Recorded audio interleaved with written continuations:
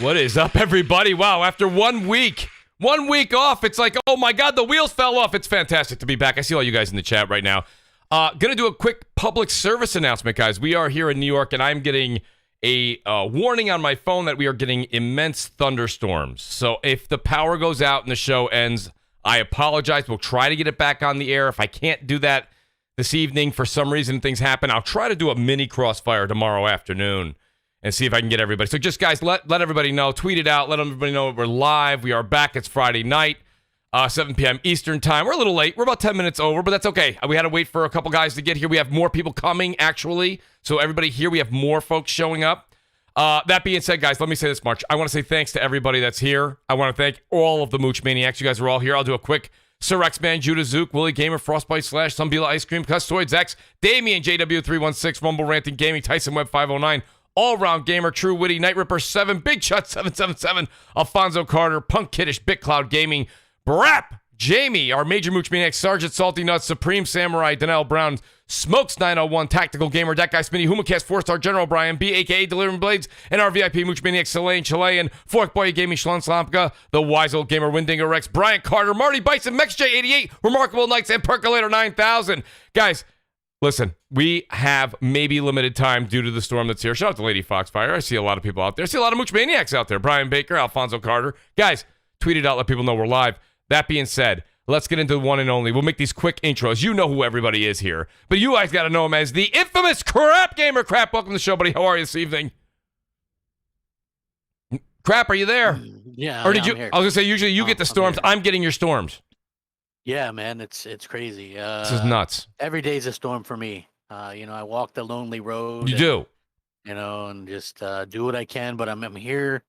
We're gonna hope that they don't repo my PC while I'm here. And, no repoing of Crap's PC on my watch, yeah, Crap. Stay away, Rent a Center. That's right. And then we'll or Buddy Buy Right, whichever one it was. And we'll kick it out, man. We'll have some good stuff to talk about. Let's go. Let's go, Crap. I appreciate that. And then I got my buddy here. I've got the Xbot 448, which I got to be honest with you. Xbot goes, I got to check my radar. What does he see? He sees lightning and rain maybe on his way a couple hours from now. He's over in the great state of Connecticut. Xbot 448, how the hell are you doing tonight? Yo, what is going on, people? What is up, Mooch? What is up, the rest of the panel? Yes, it is Friday night. We are in it for Crossfire. The Xbox lawyer is in the building, although yes, I don't really have too much to argue with, man. Game Pass is going crazy. We just got Hades, Art of Rally.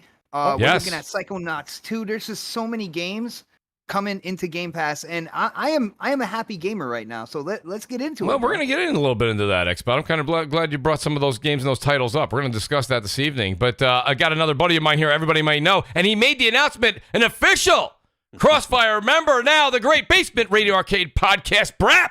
BRAP, welcome to the show as you are here on Fridays, and everybody's well aware. How are you this evening? Double kill. Very good. Kill. Nice. Crossfire. Yeah. Let's go. Woo. Let's go. All right. Woo.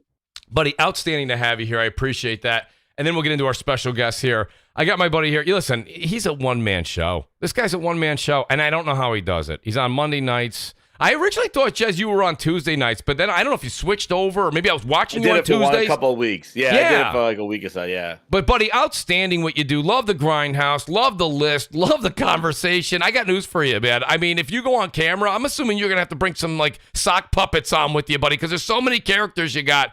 Jez, welcome back to Crossfire, man. Great to have you and that loud New York voice to join me. How are you this evening? Thank you very much for the invite, man. It's great to be on the Crossfire. I was scheduled a couple weeks ago, but I was greasing my gears up on the beach, so I didn't make it back in time, so I apologize for that, but thank you for the invite. I'm here.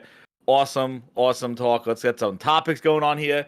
Hit that like button, everybody. Yes, please. The Grindhouse is making house calls, baby. Woo! That's what I'm talking about. And then listen, well, Brap, let me get the king in here, because I got to be honest with you. I'm dying to talk to Thrash tonight.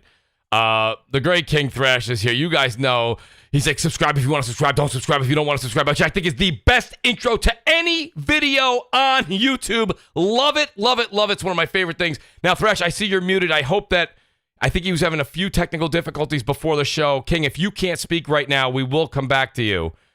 King, is there any way you can mute your mic? We can't hear you yet. Yeah, he's still not able to. Yeah. to get on. Go ahead, BRAP. But while King maybe tries to get through some technical difficulties. I was gonna say something to Jez real quick. Jez77. Jez, is the pomade and the Long Island iced teas, are they flowing tonight? That's what I want. I ran out of Long Island iced teas, so I'm drinking a rum runner, and then I got lined up in Malibu Bay Breeze after that one. So I finished my rum runner. People don't know, to run out of Long Island iced tea, you have to run out of multiple bottles of different liquor. Exactly. I'm out of tequila, dude. I'm out of tequila. That's the problem.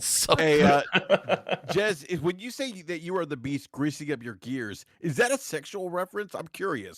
No, I'm legitimately greasing up my gears as I'm toasting on the beach. When I hear They gears, rub the grease on me. They turn me over. I get the grill marks. I get the grill marks on me. I get nice and tan. Anyway, yeah. Anyway, you know. No, when something greases my gears, that means it's good news. Grinds my gears. What has this show turned into, Mooch? Hey, listen, I got news. Listen, these are inquisitive. These are questions people want to know, Xbot. Nick Okay. says it's Tim Dog's cousin. You guys, you guys do sound like you're related. There's a relation there. I hear a similarity in the voice. I get the Long Island accent. People say that me and Mag sound the same, and we just scream. So I mean, you and Mag sound the same. You guys really do. it's there is a similar. I think you and Fonzarelli sound the same. Fonzarelli do not that's sound close, the same. yeah. Yeah, we don't sound the same. it's similar. No one's the same. Double kill. You sound like the guy from Halo. No, listen. Dude, when that guy did that stuff, that was crazy. Guys, do me a personal favor, everybody out there in the chat. Please do hit that tweet and let people know. Call a family member. Yeah, no, that was a great one, actually. Let everybody know what's going on. We got the great Warrior Ward 73 that's going to be joining us in a bit, and the great Gaming Forte, who will be coming hopefully a little bit later. I love Forte. Listen, while King Thresh is working on his mic, he will figure that out. Once he gets that figured out, I'm going to hold the one topic I had. I want to go to something else, and I really am. I'm confused, and I'm going to go to Jez because Jez, for some reason, Philness, as he usually puts it on his show. It's Phil Ness. Phil Ness. Like finesse you. Yeah, like he finessed. Phil Ness, yeah. Okay, okay. Well, this came out today. Well, I saw it today from WCC Tech, I believe it was. And it's the Xbox boss, as I like to put it, Phil. He says, doesn't want to copy Sony's strategy with single-player blockbuster games. And I'm thinking, I think everyone reads that, and of course it goes right into the console wars, which rightfully so, I might add, rightfully so. But at the same point, I want to say, even though he says this, is that something where you even have a lot of Xbox fans? Shout out to Lord Cognito. He always says, "Give me one, just give me one of those third, over the shoulder, third person, immense story."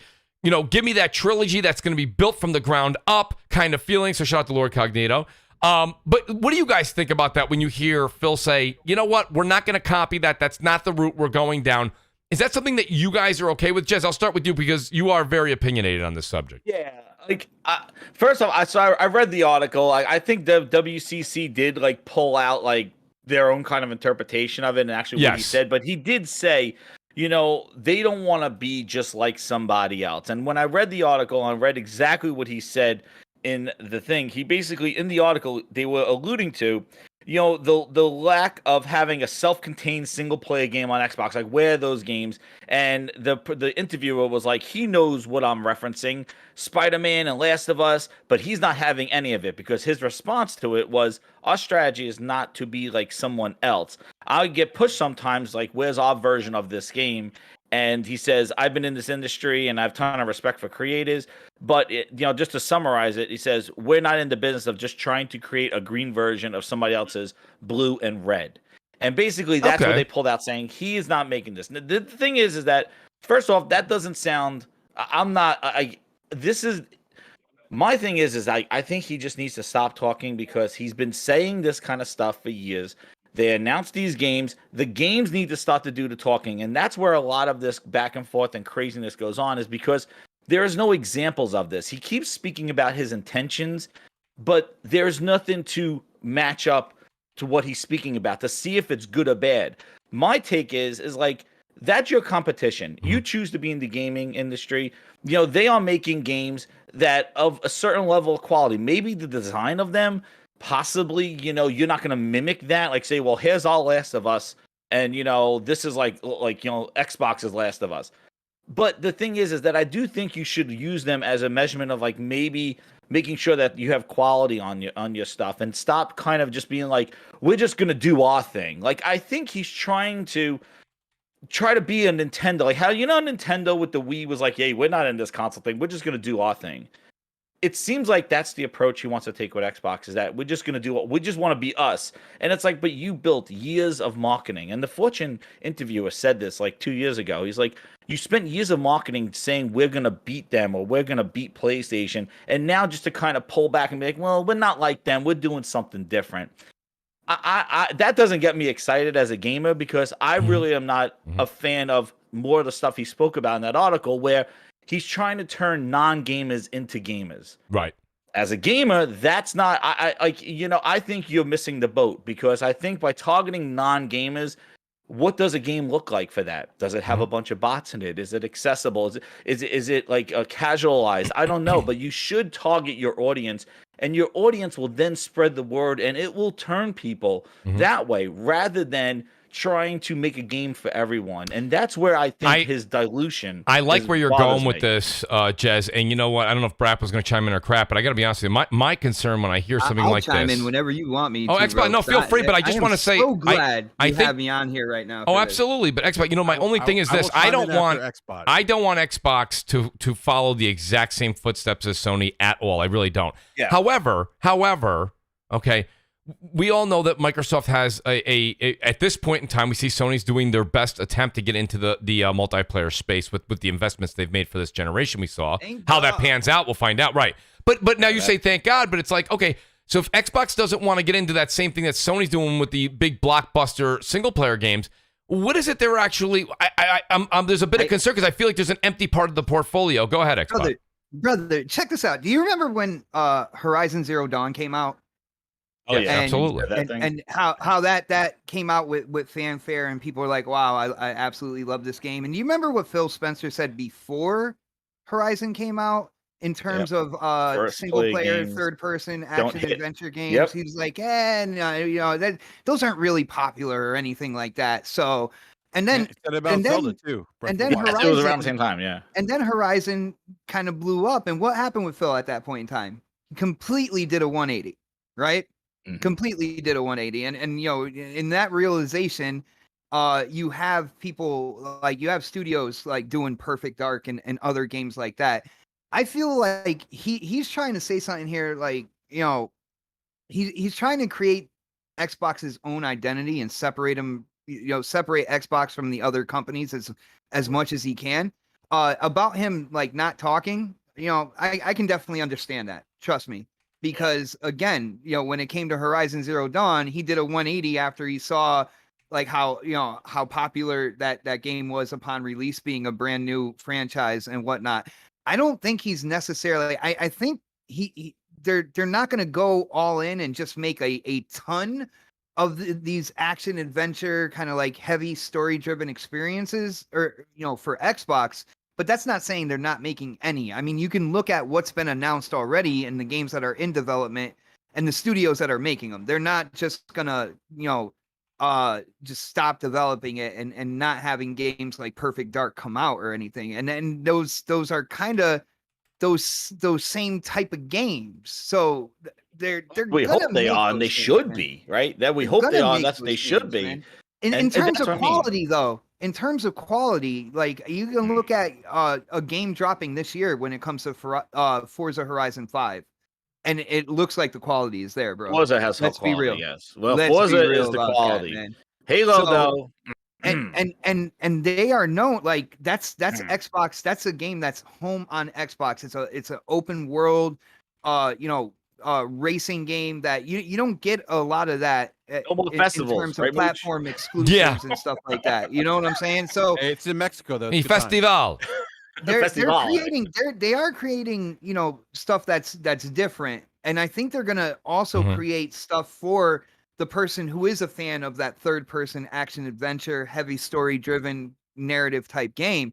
I think what he really should have said is, we want to be the most versatile platform out there. We want to make just about everything. You know what I'm saying? That, and this way you're not saying, hey, I don't want to make those story driven games like that, you know, like that Blue over there, or you know what I'm saying? Right. And just really emphasize that, yeah, no, we like those. We're going to develop those, but we're also going to do this. Plus, we're also going to think out of the box. Plus, we're going to go in this direction as well. That's what he should have You know said. what? The Xbox, it's a perfect example, like in that kind of thing. Like, we don't want to be like them, but even he said, but we do have games like that. And he should, like, that's a perfect, and this is where I don't understand he does this, because he did this before when he had, you know, early on in the generation, when he had exclusive games, like he was hyping up Scalebounds and Crackdown 3s and stuff. He would use those games in, you know, as examples to back up his plan and ideas. The thing is like, if somebody asked me that question, I was Phil Spencer at this time, I would have said, we're making the games like you know, like Hellblade. Hellblade 2 is a great game where it is like a third person, you know, very narrative focused game. Like, why don't you sell up your games? But he doesn't talk about that. He keeps talking about this gaming theory, and that's what grinds my gears, because he keeps talking about this pie in the sky, 2 billion people, but he's not using his evidence and what he's announced, or even hyping up the games that they have already announced as ways to kind of show examples, instead of us trying to figure out what the hell he's talking about, because he's just pie in the sky stuff. And he keeps reiterating this the same way that Satya keeps going, we're all in on gaming. I don't care about what you say. Show me. Yeah, stop saying. Show us. Yeah, I mean, you know, if like the people on this panel, and I'm pretty sure most of the people watching this show, when it comes to show us, they have shown things to titles. Us. They have shown things to us. They have shown us how many studios. They have shown. They have started to show. They have started to show the games that will be coming out as well. So they are giving to this demographic. When I was playing Halo 3, I didn't know how many studios Xbox had. You know that? When I was playing Halo 3 and Gears 1 and 2, I didn't know how many Xbox studios there were. I didn't even know. I didn't even care. It wasn't even a topic when I'm playing Halo. Does anybody know how many studios Nintendo has? No, exactly. Yeah, exactly. I don't know. I didn't care. Put out great games. Exactly. I just got games. Oh, Gears 2, Gears 1. Yeah, Halo. Never had to reestablish anything with the consumer demographic either when it comes to Nintendo. I'm gonna just Let's jump be in. real. I'm gonna jump in here real quick. I think so the issue that I had with what Phil said, he says that he's been in the industry a long time, right? But to Jess's point, he's been in the industry a long time, and then he downplayed games like Horizon Zero Dawn, and downplayed Zelda Breath of the Wild. And so it's like, yeah, we get you've been in the industry, but you guys keep missing in a way. There's misses here, and the one thing that, look, I don't think anyone's going to sit here and say they need to create another God of War clone. Like, it needs to be like specifically God of War clone. But what we are saying, and he says this, he says that he is getting the people that are saying to him something. He's like, I get a push sometimes of where's your version of this or that game. I've seen that on Twitter. Lord Cognito is on Iron Lords has said this many times. I just want one. I want what? Just one. Yeah. That's all you want. One. Yeah. And when you come out here and you talk about our console eats monsters, 16 teraflops or 12 teraflops of power. We're the most powerful console. We got velocity architecture. You got to show up. Yeah. You have to show That's up. what, and you know what's funny, BRAP? Let me I want to piggyback to what you're saying, because in Xbox, you have a great memory. You remember things like this. We had this conversation when it was the Game Awards in 2019, and we saw the Xbox, and we had a discussion on how we felt and what we're thinking. Everybody that was on the panel right now was with us.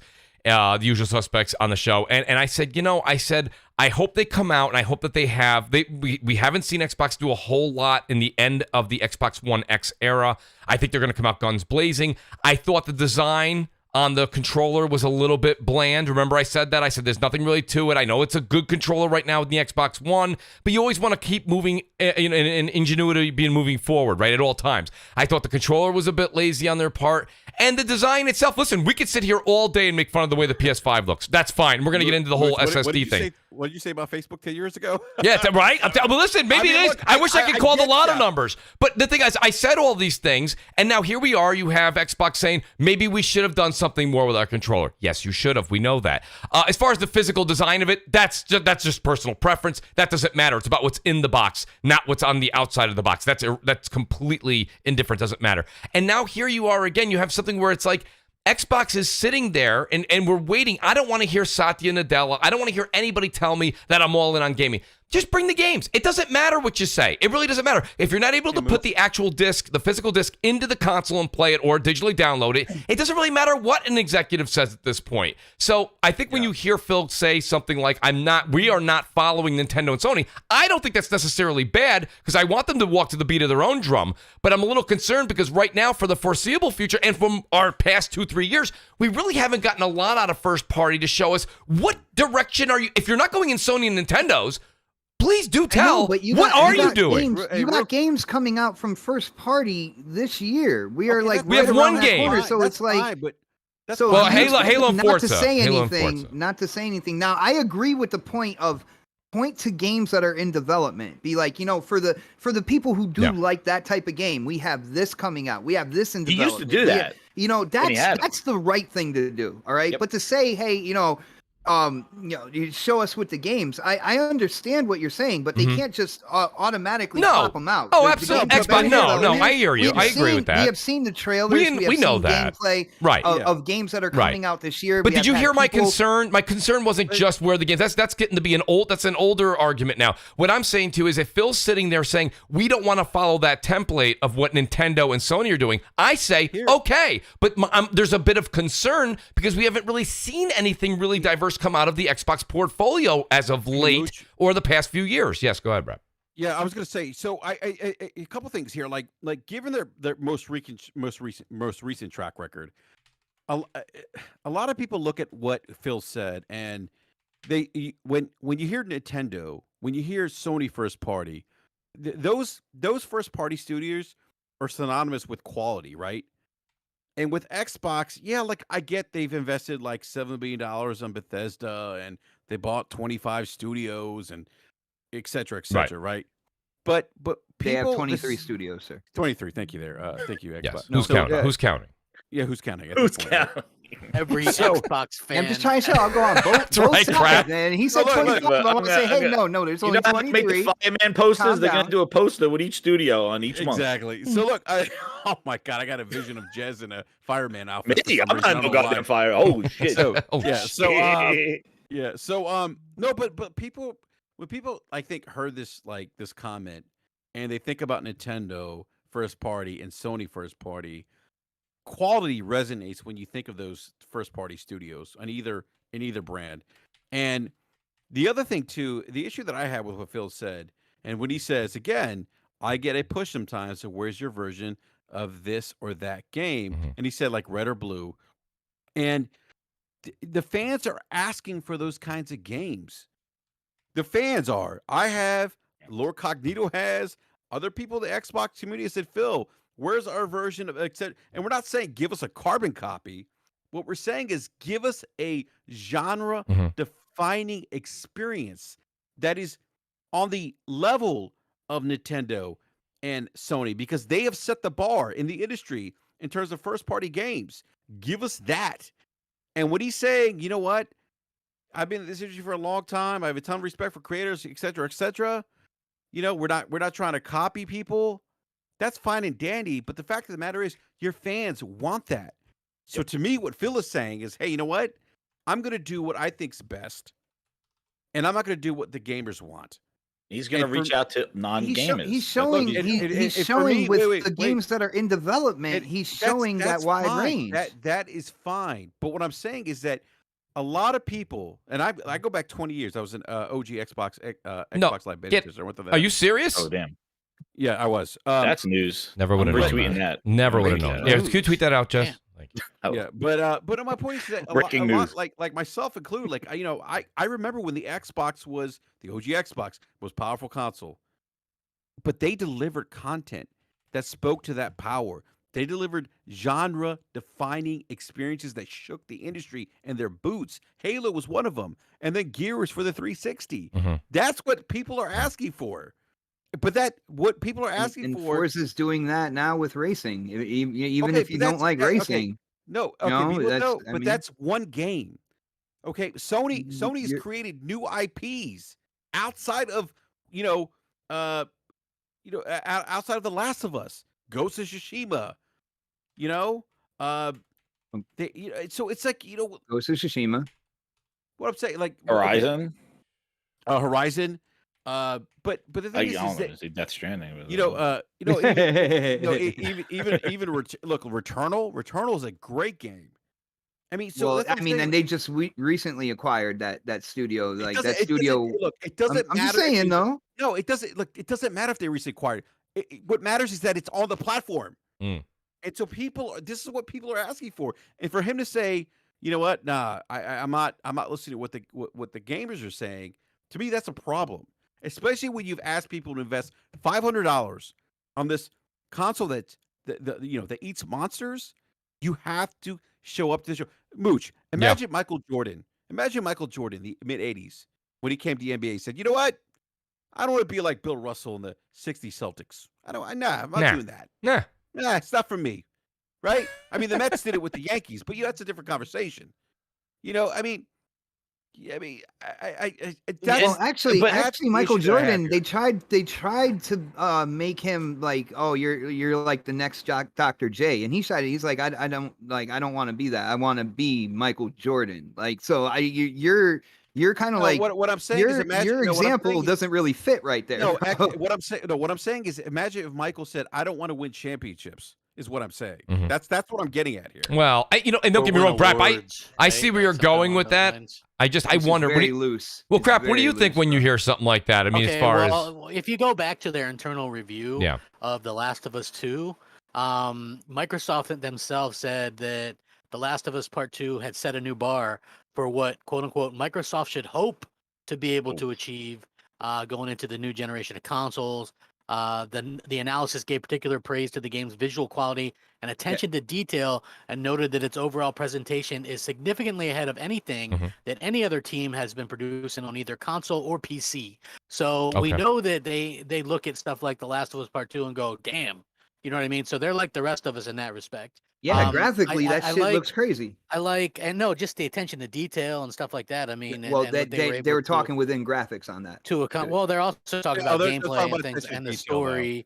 And it also goes on to say how they were able to achieve dual characters with flashbacks and keep a very cohesive, great story going, and stuff like that. So I also think that Phil's kind of smart. Like, look, he doesn't put unneeded stress on his teams, right? What did he say about Halo? This Halo doesn't make or break it. Although the rest of us are probably a little bit less forgiving about it. Like, a lot of us are like, this Halo better be fucking amazing. You know what I mean? Because it's 6-7 years, $500 million, do this. We saw that horrendous gameplay last year, and we have yet to see anything from the campaign yet, or anything running on a Series X. But but he took the stress off his developers by saying that, right? Probably that has to mean something. Why put your developers under the stress of making a Last of Us 2, right? So I understand what he's saying. Like, I think it'd be impossible to have some studio that they have and just go, make us a Last of Us 2. Like, I don't think that would really be possible. Now, even back in 2017, 2018, when they were buying studios, and I said, and got shit for saying these games won't be ready till 2022, 2023, they've got some stuff coming in that time that should provide something. And the fact that they bought Bethesda when they did, something like Starfield, hopefully it comes out the end of next year, but it could get delayed. Who knows what's going on with, there could be any kind of more lockdowns or what have you that, it's already towards the end of next year, supposedly. So that could easily go into 2023, but let's hope that it comes out next year. And that could be their big RPG new IP that they have to offer. You know what I mean? The only bad part is you have to wait, another year and a half to get to that point. And I know there's a lot of people that are, probably pretty frustrated with just dealing with Forza, Gears, Halo, Forza. You know what I mean? Like, that has been kind of a vicious cycle for Microsoft. And they're trying to, I'm sure, prove that they're more than that. But I think that, what Phil Spencer is saying is really just taking that pressure off his developers, because people are going to already compare what they do to each other, right? Like people are going to compare Forza to Gran Turismo because they're both racing games, right? But Microsoft, if they don't do an open world, action adventure game, then nobody's going to have to really worry about that. You know what I mean? Like they're not going to compare it. Now, the other thing I'll say is let's take Sony out of the picture for a second and maybe put Nintendo in it. Microsoft owns a lot of rare properties that they could easily make and do something. People have been asking for Banjo-Kazooie for a very long time. Yes. And, that's something that's in their stable that they could do. But by saying, I don't want to copy these other people, I mean, does that mean that something like a Banjo-Kazooie will never be made? Or, I get that a Conker wouldn't be made. Like, let's just be real. Oh, damn. Microsoft would never touch Conker with a 10-foot pole because it's just the jokes wouldn't fly. That you can't offend whoever. That's too bad. That's how we kind of reflect on our age a little bit. Like the world we live in is not the world we grew up in, bro. Because like those jokes are hilarious. Yeah, I mean, you fight a big giant turd. It is what it is. You know what I'm saying? Toilet paper at it. Yeah, well, exactly. You can't, it's like, but again, like for me, I think that Microsoft they have stuff, but I don't look at what Microsoft has, and I don't like. Maybe they can prove everybody wrong, but I don't look at like their studios, and I don't think that they're gonna go out there and come out with something new that's gonna just like be a 95 game of the year. Like maybe they can prove everybody wrong, but I think they have to get to that point. You know what I mean? Like I even think Starfield will probably be really good. Yep. But I also think that Bethesda are just really known for having a lot of issues, and developing during an extended pandemic probably isn't indicative to a issue-free situation. So, I'm very interested to see it. But again, you have to keep in mind that their single-player stuff is more on the AA side because it's less risk. So if you look at what they're doing, this single-player, like Hellblade, like I don't know exactly. I'll call Hellblade 2 a AA because that's what Matt Booty called it. He said that Ninja Theory will continue doing those little 10-hour AA games. So, we'll just say it for argument's sake. So if that is still a single player game, I think it's less risk for them to take with AA single player games than going all in on $250 million AAA single player games, because at that point, which I've always stuck by this, is why it wouldn't make sense for Sony to do a Game Pass day and date situation, because a single player game, like people would definitely subscribe to that for $1, play and beat the game, and then what I'm saying, move, and then that keeps subscribed. Whereas a lot of Microsoft game are very much required on you continuing to be subscribed and service based games. Like even look at their games, okay, Redfall. A multiplayer online, I guess that's Starfield what this seems what they're going for. Exception. Yeah, the Gears, Halo, Forza. These are all games designed to keep people subscribed. State of Decay, even Contraband, right? Right. Another. Even I'm going to go ahead and say Fable is going to have co-op multiplayer too. Right? Like something like that. Yeah, they're definitely going to do that. Might be. So as far as like it's in that model, look, I'm gonna guess. I'm gonna go ahead and say Perfect Dark is gonna have some kind of multiplayer too. Oh, I would definitely put one. It is. Yeah. So I don't see anything wrong with these. I'm not saying there's anything wrong with having that multiplayer element to it. I mean, you can give both. You know what I'm saying? You can do both. They're doing things differently. Yeah, you can. I mean, obviously, look, I'm excited to get back into Factions on, which is a multiplayer game from Naughty Dog, because the first one was so well done. But I'm also looking forward to their next single player thing as well. So I like what they're going, and it is good to offer different types of games, because when people buy platforms, and I say this all the time when I tell people, I'm like, listen, exclusives are important for each platform, because those of us that buy all the platforms need a reason to buy all the platforms. Right. You know what I'm saying? You don't want them to be exactly the same. Like, look, Sony, they do those killer AAA single player games better than anybody else now, right? Like, let's just be honest. Ubisoft, they shit the bed. They're not doing even single player. They're doing everything games as a service now. You know what I'm saying? So that really leaves Sony as like one of the last stables that does single player games. Yeah. Well, I mean, yeah, but they do like and I hate to say it, but it's just like, I don't know. For me, like a lot of their stuff is very like kid. Yeah, that's like I almost say it's its own category on purpose. Yeah, I'm more into like give me the M-rated stuff on. You know what I'm saying? But that's just me. But yeah, Nintendo does do good games. I personally haven't touched a Switch in 6 months. You know what I'm saying? Hey, So, yeah. Let me do this real quick, guys. Before I know you guys all have opinions on this, and there's a lot of subjects to get to. I have a couple super chats, and I want to inform the chat because the chat's asking. Real quick, shout out to True Virgil. He says, just want to say Phil's cute. Great, thank you, True Virgil. Basement Radar Arcade Podcast says the weatherman gets it more right than Phil. Oh, BRAP is rough. That was early on, too. Carl McDonald says, have a great weekend. Game on, guys. And stuff to consider. That's who I wanted to talk to. Stuff. He says, Mooch, I want to hear King Thrash's input. We all do. We're working behind the scenes. We're just, for some reason, King is in my Discord. He's a member of the Mooch Maniacs. He's here. He's in the CrossFire booth, as you guys can see him on the screen. But for some reason, not sure where the issue is on the Discord side. But it won't connect in the CrossFire booth. He can speak in all the other parts of my Discord, but not this one. And this is the one that is linked to the show. So we're trying. Shout out to King Thrash. And I do also want to say welcome, Worrywart73. Worrywart, welcome to the show, buddy. Great to have you here this evening as well. I did want to get Worry's point on this topic before we move on to another subject. But Worry, how are you this evening? Hey, how you doing? I'm great. Now, do you know what we're talking about is Phil came out and said in a quote, I mean, I shouldn't say a quote. It was an article. I think it was a sentence or two in a huge article. And they'd asked him about, Jez, you actually did a great job of it, right? Was it? No, that was all quotes. It was a quote. All quotes. And one thing to Worry will add to this thing, but the one quote that I thought that he, in this thing that I What was the quote, too? Because Worry didn't hear the quote.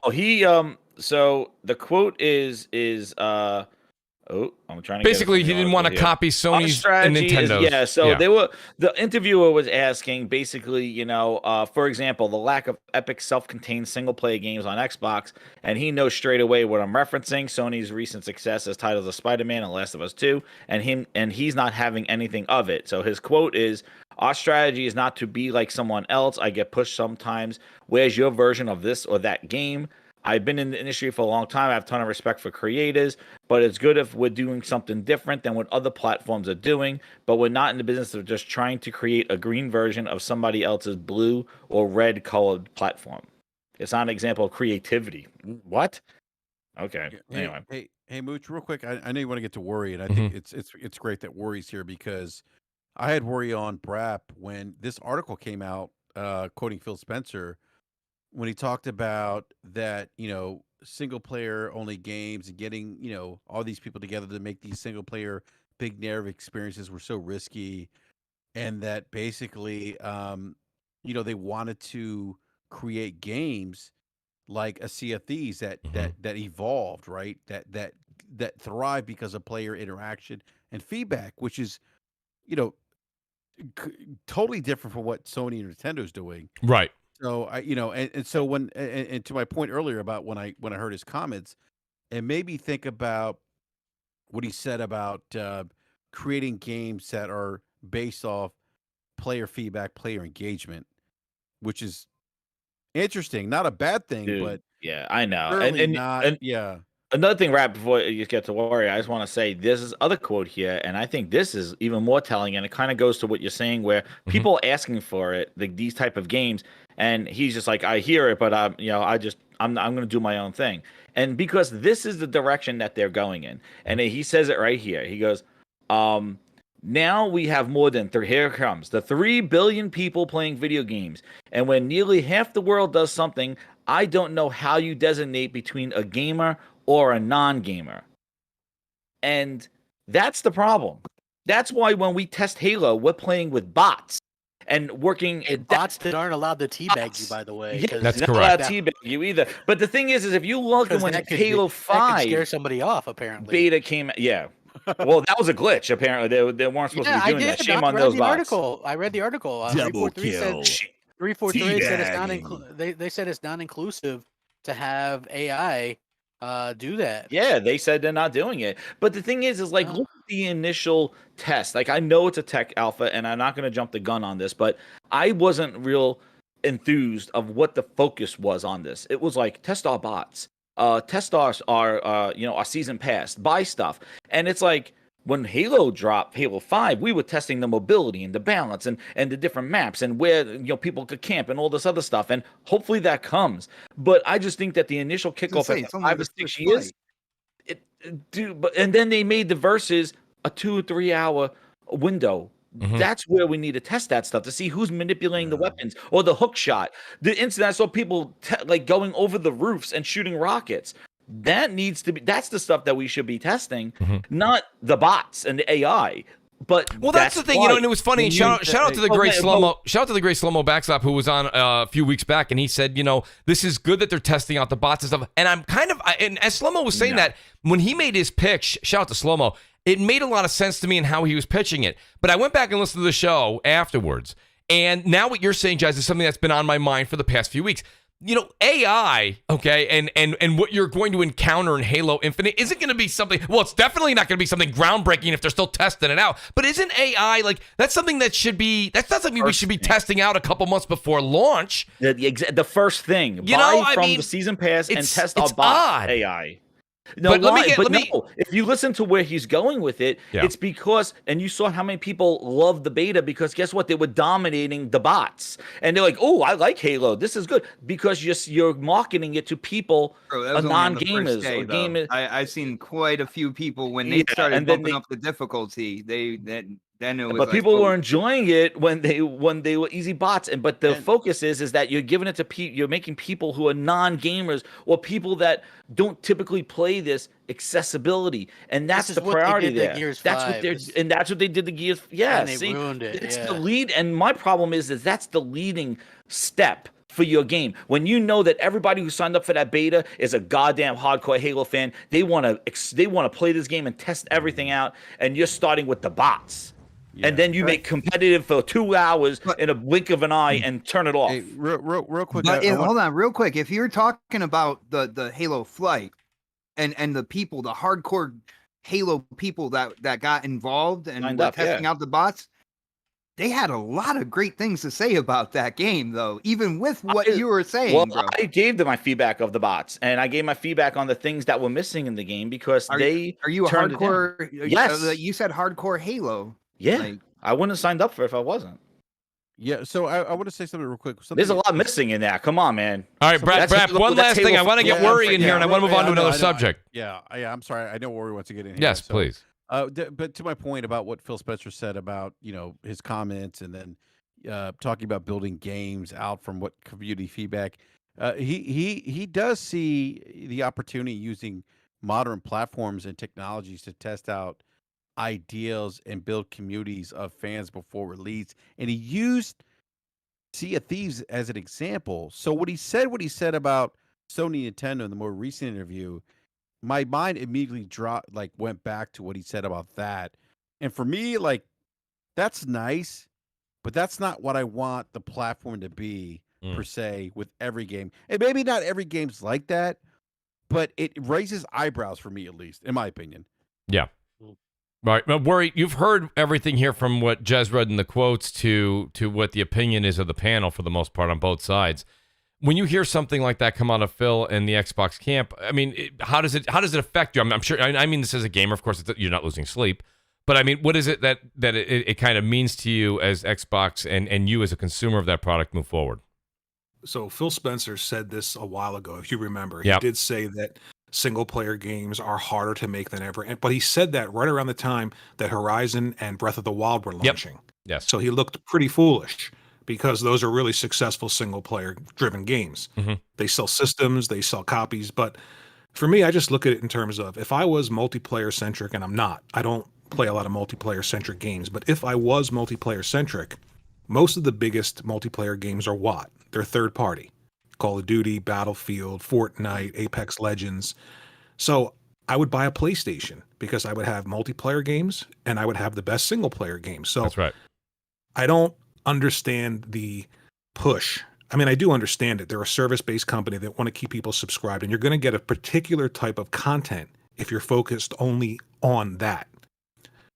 I want something deep and single player. Like Lord Cognito always says, can I get just one? I've been saying that forever. Can I get just one big game like Last of Us 2? Can you create a new character that identifies with the Xbox brand, that gamers go from one generation to the next generation for, like they do for the Spider-Man game, like they do for Last of Us to Last of Us 2, like they're going to do for Ghost of Tsushima 2, moving from PlayStation 4 to PlayStation 5. Microsoft doesn't seem to want to do that. And if you're already getting the best multiplayer content from other sources, why not make one or two really great brand identifying games like single player games? I don't understand it. But they are coming out with Psychonauts 2, right? I mean, even though it's multi plat, they own the studio that's making it. It's a platformer, it's single player. Starfield probably will be single player. I don't think Fable is going to be multiplayer centric. But again, we're in a wait and see mode. Definitely gonna have co-op. You know, when he says things like, you know, single player games are harder to make than ever, just look around the industry. I mean, every game every year that's at the top of the game of the year list, most of the time is what? It's a single really player deep, game. Single player engaging game. Yeah. So I think that they could do it. I just don't think, honestly, that they want to do it. Right. Hey, Worry. And I have a question for you. Like, he says single player games are harder to do, right? But we have two companies that are doing it. So how hard is it? Well, he said he wants to mitigate the risk of those by using things like communities and services. But Like the other two companies don't have a service to lean on, and they're still taking those risks and making those games. So if they don't have that, if they don't need that to mitigate risk, why does Microsoft? Maybe he means it's hard to do with how they're doing things, like Their with model, Game yeah. Pass. Exactly. Exactly. You know what I'm Game saying? Pass is dictating that. Yeah, You're gonna have a curated content Well, with Game I Pass. You're not think- gonna get I a think Last what- of Us 2 for Game Pass. It's just not gonna happen. I think with Game Pass, if they want to keep as many people engaged as possible, it's something that they have even said when it comes to variety, and variety does include those single player, big budget, heavy story driven narrative, you know, even camera view, third person, it includes all that. It includes the multiplayer, games as a service. It includes the single player and everything like that, which is why, you know, with the games that they've announced that are in development, you know, not every one of them is going to be a games as a service. There's definitely a couple in there that are those, you know, single player, story driven experiences as well. I mean, we want to see more of them. Right. We want to see more of the games that they announced. And that's something I will say until they show more. Yeah. But I think they're showing with the games that are in development, they're showing variety and that is to sustain Game Pass. So Game Pass just doesn't need just multiplayer. Xbot, let me get a couple of the super chats here that pertain to this topic, and then I want to get the Ryan Landis in the chat. Actually made a point too. But Viper XT, thank you so much for the super chat. Guys, the super chats work, and help to Mooch out at that join button. Viper XT says, not including ZeniMax, Microsoft Studios released 12 games over 2019 and 2020 from 7 studios. Okay? The only reason it seems like they haven't had much is because most were multi-plat, honoring the contracts after acquisition. Leading Edge? Yeah, but I mean, I talked to him in the. I was talking to him in the chat. I was like, I mean, that you could say that that's part of the problem, but it's like they also didn't really have a big AAA from those studios. Like I can tell you some of the games. It's like Bleeding Edge, Battletoads, Tell Me Why, Bard's Tale 4, Wasteland 3. Let me think. They did do Outer Worlds. But I don't think, you know, again, that's like on the higher echelon of AA. But again, that's like, you know what I'm saying? I don't think people are going to crap themselves to get, you know what I'm saying? That's a multiplat. But I don't think even with the sequel, I don't think people are going to be crapping themselves to pick up an Xbox for it. You know what I'm saying? Yeah. So like that's not, and especially when you look at, and this is not a knock, but when Sony's putting out, and I know it's not a first party, but it was still exclusive, and it's still exclusive now. Final Fantasy VII, Neo 2, Last of Us 2, Ghost of Tsushima, big games like that everybody's talking about, versus fucking Wasteland 3, and you know what I'm saying? Like, there's a big disparity there between the quality. So those aren't really system sellers. Now, when you get into the Fables, and hopefully when we finally get to that point, I think that's when Microsoft is going to be a little bit better set up. It's just getting to that point, because if you really like, you start to go back and you go, well, yeah, Microsoft did solve their problem by buying all these studios, right? But so many of them are tied up doing other things. 2017 was Forza Motorsport. 2018 was Forza Horizon. Right. 2019 was Gears. Then you have a 2-year delay, and then there's, you know, this year it's going to be another Forza Horizon and a Halo. Yeah. So you know what I'm saying? So, it's like that. That's what people notice. Yeah. When it comes to this stuff, whereas, you know, I'm sure that within that 4 to 5 year time frame, people would have loved to seen something a little bit new or whatever. And I'm looking forward to Starfield. Han Solo simulator sounds dope to me. Sure does. So you know what I'm saying? Yeah, like, I'm there. I'm in the middle of. I've already. I'm gonna try it out. Hours in. I've already put 200 hours in the Mass Effect trilogy, right? People Yeah, probably Craps Reborn. Yeah. Yeah, it's like, I'm having the most fun. And not only that, the reason why I'm having so much fun with it is because it has all the DLC, and I didn't play any of the DLC back in the day. So you know what I'm saying? That's true. Like some of the DLC was pre-order DLC from like a certain store, like characters and shit. Like how that was a thing back then, I'll never know. But you know what I'm saying? I'm having a blast, like playing through this game, doing all the side shit. Crap! I got a super chat here from a guy that you may hear this a lot on a day-to-day basis. Just a guy, he says something. I'm wondering what you think here. He says Halo sadly looks mid ASF.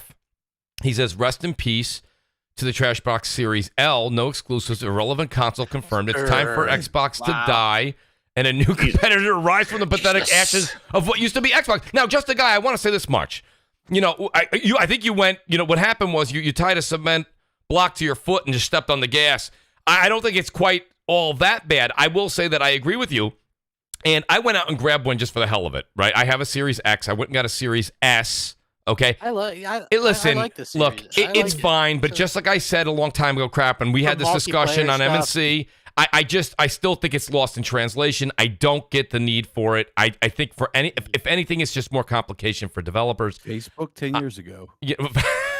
Thank you, BRAP. I appreciate that. I keep going back to that, Mooch. I'm like, oh my God, he might. Well, listen, this is all documented. The Great Basement Radio Arcade Podcast also says, "Worry, I made love to it too." I have no idea which game you're referring to, but there's love in the air. Worry knows what I'm talking about. Okay. Well, I'm glad he does. I do want to bring up Brian Landes in the chat. I don't know about just real quick. No, go ahead. Like he mentions Halo. Like I thought that I didn't sign up because I wanted. It looked like Halo 5 with speed. It was Halo 5. I wanted speed. The gunplay was pretty good. Like Halo 5. What do you? It was Halo 5 Lite. It was Halo 5 with Xbox. Listen, this is not belittling it. Like Crap said, it didn't look bad. I didn't think it looked mid. It looked like the next step from Halo Reach to be more like. Okay. All right. And you say you're a hardcore. I'm not hardcore Xbox. You tell me that plays like Reach. That look. How does that plays like Halo 5 without all the mobility stuff? Xbot, I wanted to ask you something since you're a Halo fan. Okay, so how do you feel about? That's going to be cross-play across everything, but Xbox One X, One S, those are all 30 frames per second in the multiplayer versus up to 120 frames versus PC, which can even go higher, Series S and Series X. I mean, what is your thoughts on that? Like, in terms of a fan of that, don't you think that that's going to be a huge disparity for some people doing multiplayer? Me personally, I don't think it's fair to the people who have Xbox Ones or whatnot when it comes down to such a difference that will translate into gameplay. All right, and 30 frames versus 120 is a huge difference in multiplayer. Huge, brother. I'm agreeing with you on that. I know. I'm reiterating.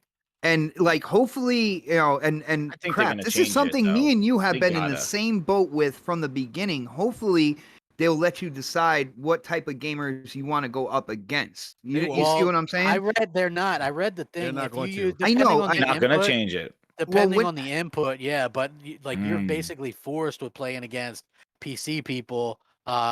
They just added like a FOV slider, by the way. So it won't be. Yeah. They do. And they took away a lot of the auto-aim. Nothing has been officially stated by them yet. So when it comes down to it, that's what I am hoping for with that, because again, me and you were in the same boat. Like when it comes to PC versus console, me personally, I want to play against console. Like I don't necessarily want. I understand what they're trying to do by making it the biggest Halo launch of all time or whatever. But I just feel like mixing in some of these people with 30 frames on a Halo, that's a huge step back from Halo 5. Well, let me ask you guys. We talked about this crap. You guys talked about this. I mean, what do you think, Xbot? What's your take on this? Do you not, in your opinion, think, and I consider you one of the most hardcore Halo guys I know, you don't think that the multiplayer needs another mode? Like, to me, listen, I watched people on putting TikTok don't know the modes shorts. That they have yet. Like, how am I supposed to say they need another mode? They got a big team battle, right? Well, they got but what mode is different from Halo 5 that we're getting this time? I don't know. They haven't announced Well, the anything game's when it coming comes out to that soon, yet. for God's sake. What are we doing here? If we're going to go by track record, though, when Halo 5 came out, Warzone was something completely different. That was awesome. Yeah. All right. Awesome. So you know, I'm looking at the track record there, and I'm like, well, they're obviously going to have something, but they haven't announced anything yet. So I'm waiting to see. I think you're trying to transition into that whole battle royale thing. It is. I am trying to do the battle royale thing. I really think that they need something like that. And why not? Why not have a Halo battle royale? It sounds amazing. See, the why not part, Mooch, the why not part is something I will agree with you on. Why not? Why not? When you say they need it, though, that's where me and you differ. So that's because you're hardcore, though, Xbot. You're hardcore with that. The Halo thing. I think Halo, what I played over the weekend was a competent shooter. They did, it was shooting well. The gunplay was well, but like what you're saying and you're alluding to, it did not feel like the next Halo. Like, what's the next thing? Is there a Warzone mode? Is there a battle royale? Is there something different that's going to differentiate this one? Because you got to remember, the best Halos are already on PC and already accessible. Those are all the Master Chief collections. Pull those people away. This one has to be different. Like, you got to make something different and have that appeal. Not battle passes, but the gameplay needs to change. Like, I was making some suggestions, like have alt fires for all the different guns. Yeah. Have different mobility. Have different things. Like, have environmental damage. Have weather effects. I don't know. Do something. Change the game around. This is a new engine. This is 6 years in the making. Let's go. I think at one Halo point in needs time, to you're be like the next cater thing, to the dude. hardcore Halo fans, and now you're saying do something completely different. So you're gonna have to pick what you want to do here, man. Why? I don't have to pick it. I'm not making the game, but I'm telling you to appeal to hardcore an Halo audience. fans, but then also do it. But I'm not talking about the ones that are still playing Reach to this day that complain about the movement in Halo 5. Halo is a solid multiplayer free-to-play game right now from what I played. The gunplay is good. I don't like the friend or foe system. I think that they did that to make cosmetics available, so everybody glows up red and glows up blue. No, they did that to make cosmetics a thing to the point where people want to grind for new ones and also pay for them. And exactly. So compromise the game for that stuff, but that's what they did. But I don't like that because, like, first off, I don't like the shields. They need to add better effects. I didn't feel the pop when I'm shooting them. Like, their shield pop to know that their shields were down because they still had that glow around them. And I highlighted this in my videos. Yes, I did. I did this in because that's what a flight is for. And they said that they wanted to hear what was good. Hold on. No, wait. Now listen. They're not going to paint the Guardian. Look, I want to paint as a Halo fan. You are satisfied with everything that was That's what I was going to ask. That's the next thing. That's what I was going to ask. One thing I am disappointed. I am disappointed about the dodge. Like, they took the dodge away from the game, and I've been vocal on that. I'm with you on that. When it comes down to it, because to me, this I got used to that, and now I enjoyed having the dodge. Gen Halo Reach in terms of multiplayer. That's what it looks like. Even the armor design itself. Halo Reach had classes, though, man. This don't have anything like that. They had classes. They had classes in Halo Reach. Like, you had all different loadouts and stuff. There's no loadouts in this. It's about loadouts. And the last time 343 did loadouts, the hardcore Halo fans threw a fit over it, man. And that was Halo 4's multiplayer. So I mean, you're damned if you do and damned if you don't at that point in time. But aesthetically, Halo Reach is next gen. Then just do Master Chief Collection and drop it because they got to do something. This on, man? This is PS5. With so I'm playing this on PS5 because I want to get the platinum. If you just play, what is the hell the point of the game? I started it. I didn't know where the hell to go. You got to avoid rats. It's fairly linear, and really, there's so far where I'm at. There's like 3 weapons, right? So you have your incendiary, which is basically you have a help me out here, guys. It's not a what do they call it? Like a sling. You have like a sling. You can shoot a rock or a slingshot, right? That's basically it. So if you look around from wherever the torch, the light saves you from the rats. The rats can't get you from the light. So you have to light things. It's puzzle. It's a lot of puzzles. It's a puzzle. It's a puzzle, which I know is not your bag crap. But I mean, listen, they gave the PS5 version away. There's not too many puzzles. No, there's not many puzzles. There's not many. No, not puzzles. Listen, I don't know how like a puzzle. I don't know how it's gonna do as far as showing it here. That's why I did 3 or 4 games on the stream because I was like, I don't know how much they're gonna want to watch this. I do enjoy playing it. But I don't know how it's going to do as far as visibility here. It's just like one of those things like this year, thanks to all the delays and stuff. Yeah. I think a lot of people are going to have to go into their backlogs a bit. You know what I mean? Like, so I'm obviously, I mean, look, I'm playing Mass Effect. Right. You know, it is what it is. Well, I tell you, Xbox landed in a pile of shit, man. They got lucky on that one. Like, literally, Xbox's whole pitch this year has been, hey, listen, we've got a ton of older games on Game Pass. And it's like, you can't really argue with that right now because there aren't a ton of new games. Now, we are going into what I like to call new game season. We're approaching that as we go into the later part of August into September. Go ahead, BRAP. I want to switch over to another hot subject, though, after this. No, I thought the topic was does Halo need a battle royale? Yeah, I just threw that out there because why not? Yeah, I think it wouldn't hurt in this day and age where they're competing in that free to play space where the juggernauts are, Fortnite, PUBG, Warzone. Those are all free to play games right now on PC and Xbox. Yeah. I do think they will announce a battle royale at some point. I'd be surprised if they didn't. I think they're going to, but I do think that would definitely help. I think they kind of need it. I think a battle royale for Halo would kind of create a little bit of nostalgia in the sense of like, holy shit, like Halo's got a battle royale. Wow, I want to check that out because Halo's never had it. It's new, like kind of like with Call of Duty. Like I would have tried Warzone out if it wasn't like attached to the Call of Duty brand because. One, I was burned out at Call of Duty, but when I heard Warzone, I'm like, oh. Well, that's exactly it, right? That's my point. Battle Royale. Well, listen, and listen, Jez, you have every right to say that. I wouldn't argue with you or Xbot on that. I want a Halo Battlefield. I want 100 on 100, Spartan versus Spartan versus Elite. I want to be dropping. I want Pelicans dropping goddamn Warthogs. I want to be VTOLs taking people across the map. I want big ass war Halo. That's what I want. Here's the thing, though. I know that you want that. I guarantee you, if you I'm going to put money on this. If you played Halo Battle Royale, I'm guarantee you might get addicted because one, you like Halo multiplayer anyway. Two, Battle Royale presents a different gameplay loop, right? It's so dynamic where you never know what's going to happen. It's not like Capture the Flag. Capture the Flag is you know what's going to happen. One team's going to get more flags than the other, and that's it. Battle Royale's different.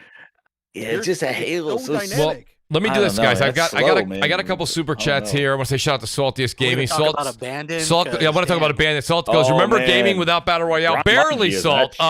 But shout out to just a guy. He says you can all cap. He goes, you can cap all you want, but we all know that Xbox lost all exclusives in 2016, and Uncharted 4 came out. And it hadn't been the same since. Just a guy, listen, the things that you're feeling as far as a gamer, they're not disputable for you and for a lot of others. There's other people who would, and listen, I'm not one of those people. There's a lot of people who would say, I don't like Uncharted, right? As a matter of fact, shout out to Salty. I think Salt was the one that told me on Twitter. I was going to start playing through the Nathan Drake collection, but I think between Salt and also BitCloud Gaming reporting, both of them, shout out to Bit, who's listening to the show too. I talked to him before we went live. I got to be honest with you. I think that they're doing an Uncharted collection PS5 upgrades coming out next year. So I said, you know what? Maybe I'll put that on the back burner. Remaster. You get a remake. You get a remake. Why not, crap? Shout out to the great Quick Killings. You get director's cut. They would have to totally redo Uncharted 1 for me to play through that again. Well, that's my point, crap. I'm that's my point. Uncharted. I want new Uncharted. I bet too. So do I. We can remaster the show. It's so strange though because like they don't like Sony gives Naughty Dog the ability to do what they want, but they got this franchise in Uncharted that's like $1 billion franchise, right? Like the last one sold almost 20 million copies, and they're just leaving it there. Like that's like so unbelievable to me. You know what I mean? Like if that were Microsoft would have built a fucking studio strictly to make Uncharted games. Lost Treasure Studio. It would have been called like fucking Sully Studios or some shit. Hey, but don't worry, the Sully Studios has some original Naughty Dog people, so it's going to be great. Studios. Sully! Sully! Shout out to Sully. Quick Killings, he says, Halo needs a battle royale for the younger players to play. They don't care about multiplayer like we all did 15 years ago. They will move on quick after one weekend. And, I want to say, Quick Killings, thank you for bringing... I know a lot of the hardcore guys on the panel and listening later go, Mooch, that's why I just can't agree with... Listen, just listen to what he's saying. He's not First wrong. Of all, people don't listen to what we say. They don't listen, crap. No one listens. They always hear what they want to hear. Like, that's Mooch, right. How many times have you said the developers get screwed over? They're never going to get any money, crap. I never said that. they don't listen. No, it's fine. But listen, the reason I agree with quick killings, guys, is because the younger generation is onto the Battle Royale thing. And listen, I was the first one that said, this is what I'll admit. I didn't think Apex, right? When we saw that Fortnite and Warzone or Blackout at the time was doing its thing, I'm like, Apex is going to get like drowned out. Listen, here comes a studio like Respawn who doesn't do anything in that space at all, makes Apex Legends, and they're out there killing it. They're killing it. So my point being is Star Wars game that people love. Yeah, crap, that's my point. So Quick Killings' point as well. That's not something maybe for Jez. It's not for Xbot. It's maybe not for a lot of people listening to the show right now. But you can't sit here and say that you shouldn't put a mode like that in there. It really does generate a lot of emphasis and excitement in the youth. Shout out to Just the Guy. He says, Flight Simulator is itself a microcosm of failure. So Just the Guy is not, he is not an Xbox. Shout out to Just the Guy. He is just really, he's on fire tonight. He's an Xbox hater. Well, absolute listen, hater, man. you know who's an Xbox lover and a great lady and friend of the show, Lady Foxfire, becomes a Mooch Maniac family member. I want to say thank you so much, Lady Foxfire. Go check out her channel. She's doing great content, I might add. Yeah, she's doing a good job. You know, maybe I should get off my lazy ass and start making some content. So shout out to Lady Foxfire. I also want to say shout out to the great Marty Bison and the great Percolator 9000 who re-upped their Mooch Maniacs. Guys, if you do want to join the family, that little join button's above the description. It helps a lot. And as I said, I've been sending out Mooch mugs to as many people as I possibly can. I got mine. You did? Crap. Looks good on you. Great. In that bit of, you guys got to see my like hand in it or whatever. So that's cool. Nothing like a YouTube thumb. Crap. Yes. Exactly. So anyway, just speaking about that, the multiplayer thing is correct because back in the day, like on the 360, dude, 1 million people playing concurrently Halo 3. Like that was a common occurrence. When Black Ops 2 came out and I went to the midnight launch at GameStop like everybody did. That's right. And brought back my disc to put it in my 360 with my brother and my friends. 3 million people playing it that night online because they had the counters back then. Yeah, they did. They had the counters on Gears 3, man. Was like awesome. almost 1 million people playing that when it launched, right? Like that, and now it's like people think it's a big deal. You get 50,000 people on it for, you know what I'm saying? And it's like, back in the day. So I do think you're right, and he's right in the fact that people move on much quicker now than what they used to. You know, like everyone's telling me, listen, I know again, a lot of people are going to start throwing tomatoes at me. That's fine. It's fine. Everyone's excited for Battlefield 2042, and I get it. You know why they are?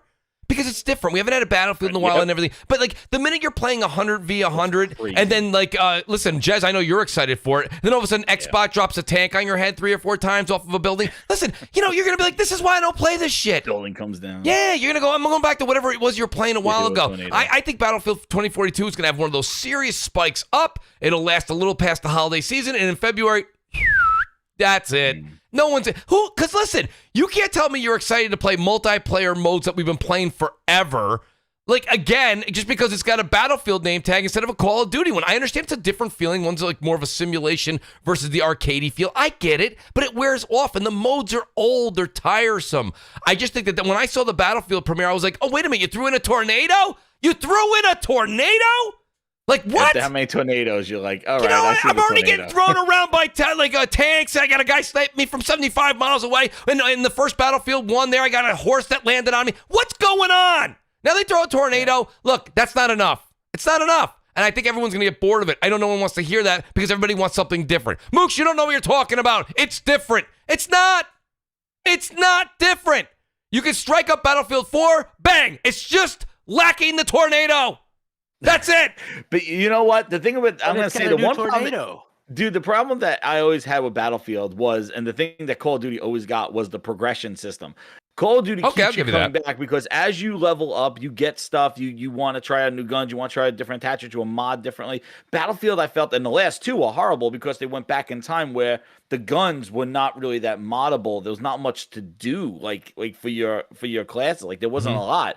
So hopefully now with the futuristic type thing, there's more of that kind of gadgetry that you could kind of spec out you guys and do that. But the other problem I had with Battlefield was how long it took to play a game. Like you need an hour for like one game before you get pulled out and get back into the game. Like they need to kind of tone that down a little bit, the Battlefield. But I'm expecting with all those players in the game, these games are going to go on for a while. You commit 45 minutes to it, but it looks awesome though, man. Building coming down, tornadoes, like, yo, that I know it gets bored because the Zeppelin fell on my head a couple of times. How many times, I just stared at it and I watched the thing just crash, and I'm like, Jazz, the windows are blown out. Here comes a tornado. Yeah, Mooch, I know. I could see it. It's our 18th round. I got it. 18th tornado. Okay. It's like, come on. In Gears of War, there were maps that were affected by weather. Mm-hmm. I love that. I liked it too. Weather's not bad. Weather's a great addition, but I don't think it's enough. I think that's a cool thing. What if Halo Infinite came out and they're like, we added rain? What? No, that's not enough. That's what I'm saying. That would lower Xbox One to 50. Battlefield 2042, they added wind. Okay. All right. Oh yeah. Thanks. Guys, let's get into Abandoned. And I know that, listen, this is great. Everybody in the chat, everybody on the panel, do me a favor. Everybody take off your baseball caps and put on your tinfoil hats. It's fun. Man. It's fun. It's story time. It's story time on Crossfire. Man. Shout out to the great King Thresh, by the way. He did, guys, listen, after this show, do me a favor. Go check out King Thresh's site, his YouTube channel, man. He did a 30-minute breakdown. And listen, I'm buying in. He almost died. I'm buying in. He did it, but that was an outstanding video, though, when he broke down what was going on with Abandoned and how he went from game to game, person to person involved. I thought it was fantastic. The King couldn't get the microphone to work. We're going to see if we can get him on later. He's going to try another device or two in the house. If the minute King can come back on, we're getting him on the show. Shout out to Impatient Fire, says you will eat your words, Mooch. We'll find out about that. Impatient Fire, send me a clip on Twitter when you're getting blown away in a twister. You and that like a cow from like whatever that was called, that terrible movie with Helen Hunt. All right, Twister. Shut up. It wasn't that good, crap. I loved it. Don't you dare talk about Twister. Wait, did you like the beginning, the middle, or the end? Because there's like 3 parts to it. I like the whole thing, man. It wasn't that good.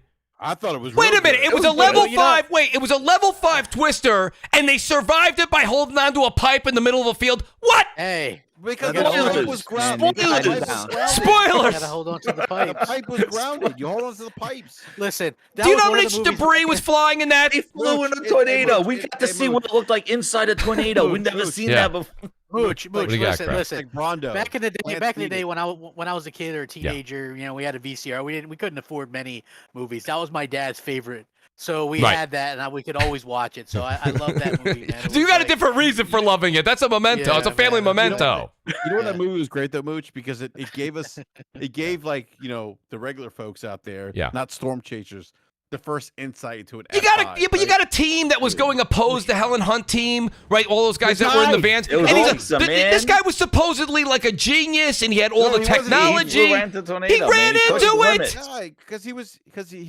he was too cocky. He ran into it. Welcome breaks to up with his Crossfire. wife right before he took on the tornado and made it. It was amazing, man. I got news for you. Well, listen, since there's people in the chat. Listen, guys, I love that you guys are not agreeing with me. I'm glad you guys don't agree with me on this. That's fine. His wife was a sex therapist. Oh, she was. He almost the 5 times. He's like, she was like, you guys like each other still. Yeah. That was like after she just survived and stuff. She's like, yeah, you should just be with her. All right, I'm going back. I'm out of here. She's most convenient sexual tension here. Yeah. Who was it? Who's the gentleman that starred? He was in Apollo 3. Bill Paxton. Bill Paxton. Bill Paxton. Listen, the great Bill Paxton. Game over, dude. The great Bill Paxton. Yeah, I mean, I'll be honest with you. For me, he saved it. Because I mean, he's just got right. He's a great drama guy. Tombstone, one of the best movies of all time. Holy shit, the best movie ever. Oh, I love Tombstone. Right now, listen, guys. Tombstone. Oh my god. No, listen. Shout out to Jeff Grubb. He goes, Mooch, you're disrespecting Bill Paxton. I didn't even see that, Jeff. No, I think Bill Paxton saved it. He saved it. Val Kilmer as Doc Holliday. Nothing better than that. I went and saw Twister in the theater. I went and saw it. It was good. I didn't think it was as great. It was good, not great. Universal Studios. I know what you're talking about, Jez. I know. So guys, let's get real good. Oh, who said that? Was that BRAP? Yeah, it was no. BRAP, you just as Salty just said. I think you guys just liked Helen Hunt. I don't know what's going on. I kind of like Helen Hunt too. I think that's what it was. Now, see, I liked Helen Hunt. What was the TV show with Paul Reiser that she did there? Man About You. Man About You. That was funny. That was funny. But I didn't watch that show. Twister. They actually they took something like tornadoes and it may actually like kind of made it compelling in a way, which I thought was pretty good. Yeah. Well, let's see if Battlefield 2042 too. It wasn't End of the World movie. So it's funny. Just a tornado movie. And it was a tornado movie. Well, yeah, you have Sharknado. This was Tornado, and again, you had the most like This most wasn't like scientific End of the World, guy like with Dawn, drove it's over. into the tornado, right? But like, he was bad guy, man. He was a bad guy, but I mean, is that how you're gonna let the bad guy go? The bad guy doesn't follow directions. Hey Mooch, Yes. I think you're that guy. If I go see a Star Wars movie with, and Princess Leia gets blown into space and comes back alive, yes, blows with the Force. Yeah, that you're like that guy that says, Mooch, you're the guy that says that's not real. That can't happen. He walks out of the theater. He's like, bullshit. You know, listen. I'll be. You know, BRAP. I'm glad you said that. I'm glad you said that. I actually wasn't as hard on that. I wasn't as difficult or such a critic. Crap really went in on that. I think he was. Crap was so upset. He was so upset with that no matter how I felt, I couldn't trump it. You know what I mean? So it was like he beat me to it. I couldn't stand it. Yeah, it ruined. In fact, it ruined my love of Star. I didn't watch any Star Wars for like a while after that, and in fact, I skipped out on Solo, which I had seen every Star Wars movie in theaters up to that point. Well, not the original. I saw the originals. Solo. I saw the originals, the remakes when they updated them in the '90s. I saw those in theaters, so I'd seen all of them. But Solo, which ended up actually being really damn good. Solo was really good. I skipped it because I was so pissed off what they did to The Last Jedi. I mean, I just thought that movie was fucking horrible. And oh my god, just so bad. Like, you're gonna close out a trilogy, at least have the writers. Crap! Don't get upset. We got have them kind of talk to each other, let them know what's going on. Crap! I need you to put your I need Crap to put his tinfoil hat on, guys. Let's get into this because listen, I listen. A lot of people are like, wait, Crossfire is a movie talk. Listen, I like that a show can kind of sometimes go off its wheels a little bit. It's always good. Preseason, it's starting back up, man. Let's go. Well, that's a very good point, Crap. Let's just say this. So let's get into. So let me. Giants tomorrow. So I'll start with Worry. Worry, if you're not versed in this, because this is something that's kind of like a little bit kind of like under the carpet talk as far as it goes to gaming. But Abandon I'm is versed this on being under the carpet. That's for sure. There's a lot of treasure under the carpet. Abandon. So everything we know about this secret, it's getting more and more ridiculous. And listen, I see a lot of people on Twitter. And shout out to BitCloud because I know Bit's listening to this part especially. I'm one of those people that originally said, you know what? When everybody said stop at the Kojima stuff, this is weeks and weeks and weeks ago, and they said it's not a Kojima thing. Stop your nonsense. It's just it's a little indie game. Let's leave the man alone. He's doing his thing. And you know what I said? Look, everyone's right. Let's stop this. Let's just stop the nonsense. Then when you see Yoshida's getting involved, you're seeing what's happening here with the demo that went live today was basically showing a quick 4-second reel, which was basically nothing. They showed it on Twitter. When you said, "Are you ready?" That's what it was. Worry, what do you think? Don't let me go on and on. Let me get Worry, and then I'm going to go to Crap and Jez and BRAP, see what you guys all think. This is either the worst marketing campaign ever, or the developer early on saw the traction he was getting with the people guessing that it was Silent Hill or Metal Gear Solid and let it go on too long. Either way, at this point, I mean, if it's not Metal Gear Solid or Silent Hill, or I think there's even people that think it's something to do with Capcom, right? Or I'm sorry, what's the other game they think it is? Is it Castlevania? Silent Hill, Castlevania. Yeah. Right. I wish King Thrash was here. Go ahead. Yeah. If it's not one of those three, I'll take one of those three. If it's not one of those three, then it's the worst. I'm right there with you. Campaign ever. Same. Yeah, no, I'm with you on that. It's a complete like. Listen, this guy he's a flim flam artist, right? So this is pulled up now. It looks like this is what happened. So Blue Box announced a horror game in 2015 called Rewind, delayed the playable teaser for the game because of technical issues, said it'll have VR, then announced they canceled VR, canceled the Kickstarter, said the game development is on halt and they'll tell us when development continues. Instead, they had a new project. In 2015, announced that development had resumed. Yes. The game was never released and they deleted their website. Again, in 2015, announced a PC exclusive horror game, The Lost Tape. Said they will stream gameplay soon. The game never came out, deleted the website. 2017, announces new horror game, The Whisperer, coming out in June 2017. Game never came out. 2018, announces multiplayer horror game, Unseen Faces. Game never came out. 2019, releases a broken mobile app called Tales of Six Swords. They stole an anime character art and made it the app's icon. Said an update is coming to the non-working app. Removed the app from the store. 2020 releases a horrible horror game, The Haunting, on Steam in early access. Game receives 100% negative reviews. They removed the buy option. Says a big update is coming soon, delays the update. The update was never released. They quit developing the game, and the game creator, Q Interactive, to finish it, the fake studio didn't even finish development either. 2021 announces new horror game Abandoned. Said that the PS5 real-time app will be available August 10th. Said they have technical issues and are working to resolve it. Delayed this supposed app indefinitely, and then when they showed it, it was the exact same teaser that they'd showed 4-second steps on Twitter. And not only that, but the steps are stolen. The actual steps, the noise, the sound effect, it's from Silent Hills, and it doesn't match up with the steps. Right. The guy's taken. Right. So and the music, there's some music or something like that. Yeah, this is the biggest scam ever. Like they're flim flam. Like this has nothing to do with Kojima. I get that Kojima did that with Metal Gear, right? He did that, but why would he go to the well twice for that?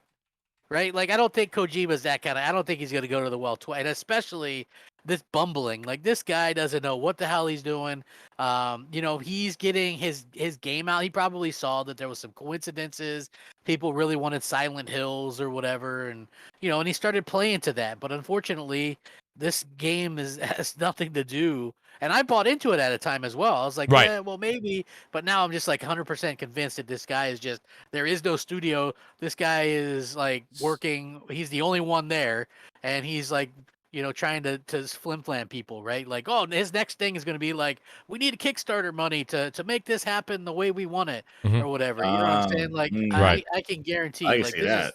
This is definitely so. Not listen, crap. I'll be honest with you. So I asked Jeff when we started this. I said, Jeff Grubb, the great Jeff Grubb is here. He says, I said, Jeff, what's your take on Abandoned? He says, Mooch, I think Blue Box is just incompetent. It's that simple. So he's agreeing with you, crap. He's saying that this is not anything more than that, and we really can't look any more into it.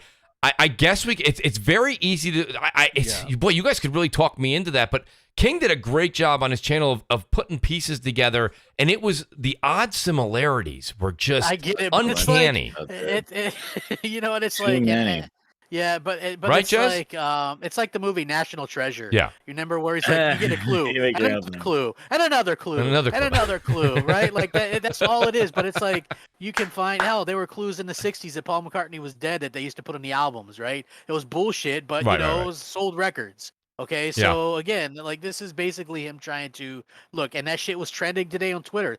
Thousands, who would have give a shit about this guy's game or lack of game? Oh my god, the traction he's getting. Yeah, without this, right? So at the very least, he's going to go out there and go, oh, well, we really need a Kickstarter or some kind of GoFundMe to get this game what we want it to be. And look, if that's what he's got to do, then that's what he's got to do. But at the same thing, I would just say I had a laugh about it. I'm not pissed off about it. I'm not going to yell at the guy.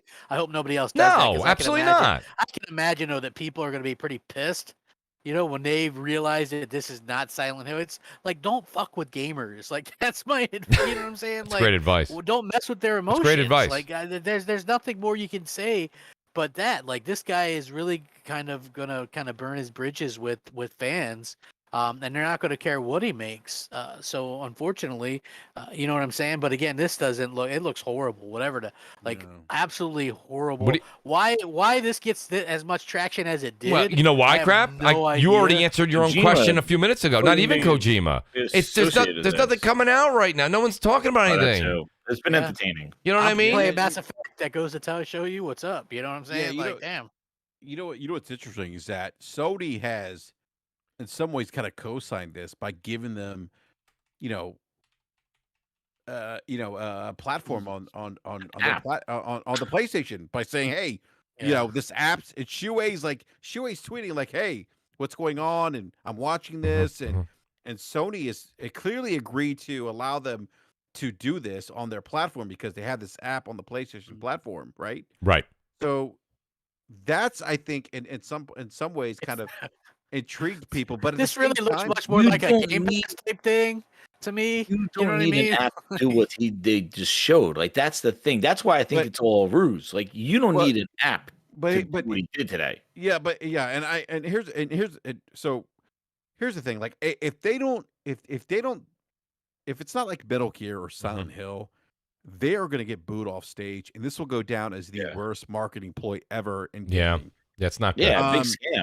And I think even if they do announce Silent Hill or Metal Gear Solid, I think Metal Gear Solid will probably resonate more with the community than Silent Hill because, well, yeah, I would say Metal Gear Solid. I think Blue Point is making the Metal Gear thing, in my opinion. They might be, yeah, they might be. You know, because they rumored, they hinted at that previously in a tweet a couple years ago. Yeah. They did, So I mean, I think if there is going to be a Metal Gear remake, it would be them.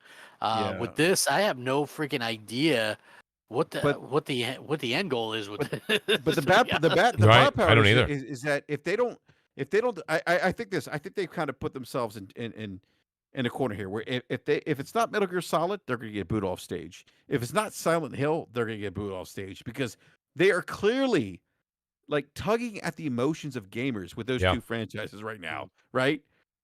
And if it's like you know, and I don't know what this game is. If it's like a 2D side scroller or like a new third person game, action adventure game, or first person horror game, people are going to boo them off stage because they have set the bar so high for them. And it almost seems like with this thing with the app that didn't work, it almost seems like they didn't know what they were getting themselves into by kind of creating this hype, right? So now here's the thing. So wait a minute. So wait. He's been interviewed. Look, and he was talking about how there's going to be 4K 60, and it's going to be a AAA, and it's going to be like he said about trees on Twitter. I don't. Yeah, that's why I don't think that this is not just real. Blue Box being Blue Box because you've got Sony stepping in like Yoshida. What was Yoshida's tweet about? I mean, he said something about when they said, "Are you ready?" He retweeted it with the eyeballs. But that was the first time. But Sony's giving them. Oh, here he comes. Here comes the man himself. Oh, we are ready for this, Bit. I can't wait. Bit, I think, unfortunately, I wanted to kind of get you in here when it was going to be a little bit of turmoil, but I think everybody on the panel is pretty much buying what you're saying. Bit, you're not buying into this whole thing. You never did you? Again, at first, right? The hype definitely was justified. Y'all can hear me loud and clear, right? Right. No, absolutely. Yep. Yeah. So the hype was kind of like a little bit justified at first, right? Just the numerous reports. But when we got into the shit going 2 days ago, that should have been the obvious sign that there is something up, right? It's not what you guys are thinking it's going to be. Of course, again, it's fun to speculate. It's fun to have fun with this type of stuff and think about what it could be. But in the long run, are we really making any progress here with the speculation? No, that's the problem. No advancement. You're right. I haven't seen any advancement. And I did a video on this, and I had dudes upset with me, but I'm like, bro, it's really something that needs to be said. All this overhyping shit for this game is all it's doing is hurting the developer, especially if it doesn't deliver and it's not what it is. But y'all are killing this developer before it even takes off. And at the same time, I don't want to say, no. Well, no, it's this team. He has a full team. But and even if it's like one guy listed on his website. Is it really only one guy? Is it only one guy? Yeah, he said that. He's claimed that he has 7 support studios. But I call bullshit on that. Well, let me. I'll get back to you. I'll let you go. But what I'm saying is, all the hype on this fucking game, all it's going to do is kill this game. And the funny thing is, right, with all this anticipation, who's really going to look like a fool here? Because all y'all doing, because y'all think about it, who's really winning? This dude pretty much won, if it's just this one guy, right? Good point. His game on Twitter was at 12,000 followers, before all this turmoil. Now he's like over 60K. Yeah. No, you're 60,000 followers. Can't argue. He's over 60,000 followers in record time off of this one shit. And again, they knew what they were doing, by the way, because this reveal is it's the same shit we saw prior. It's the same video. Yeah. It's the exact same. Well, what was the issue with the video then? Well, he said it's a video. No, they said it was a video, a graphics glitch. Right? You said like a graphics glitch. What they showed? I'm sitting there watching this. What kind of graphical glitch you talking about?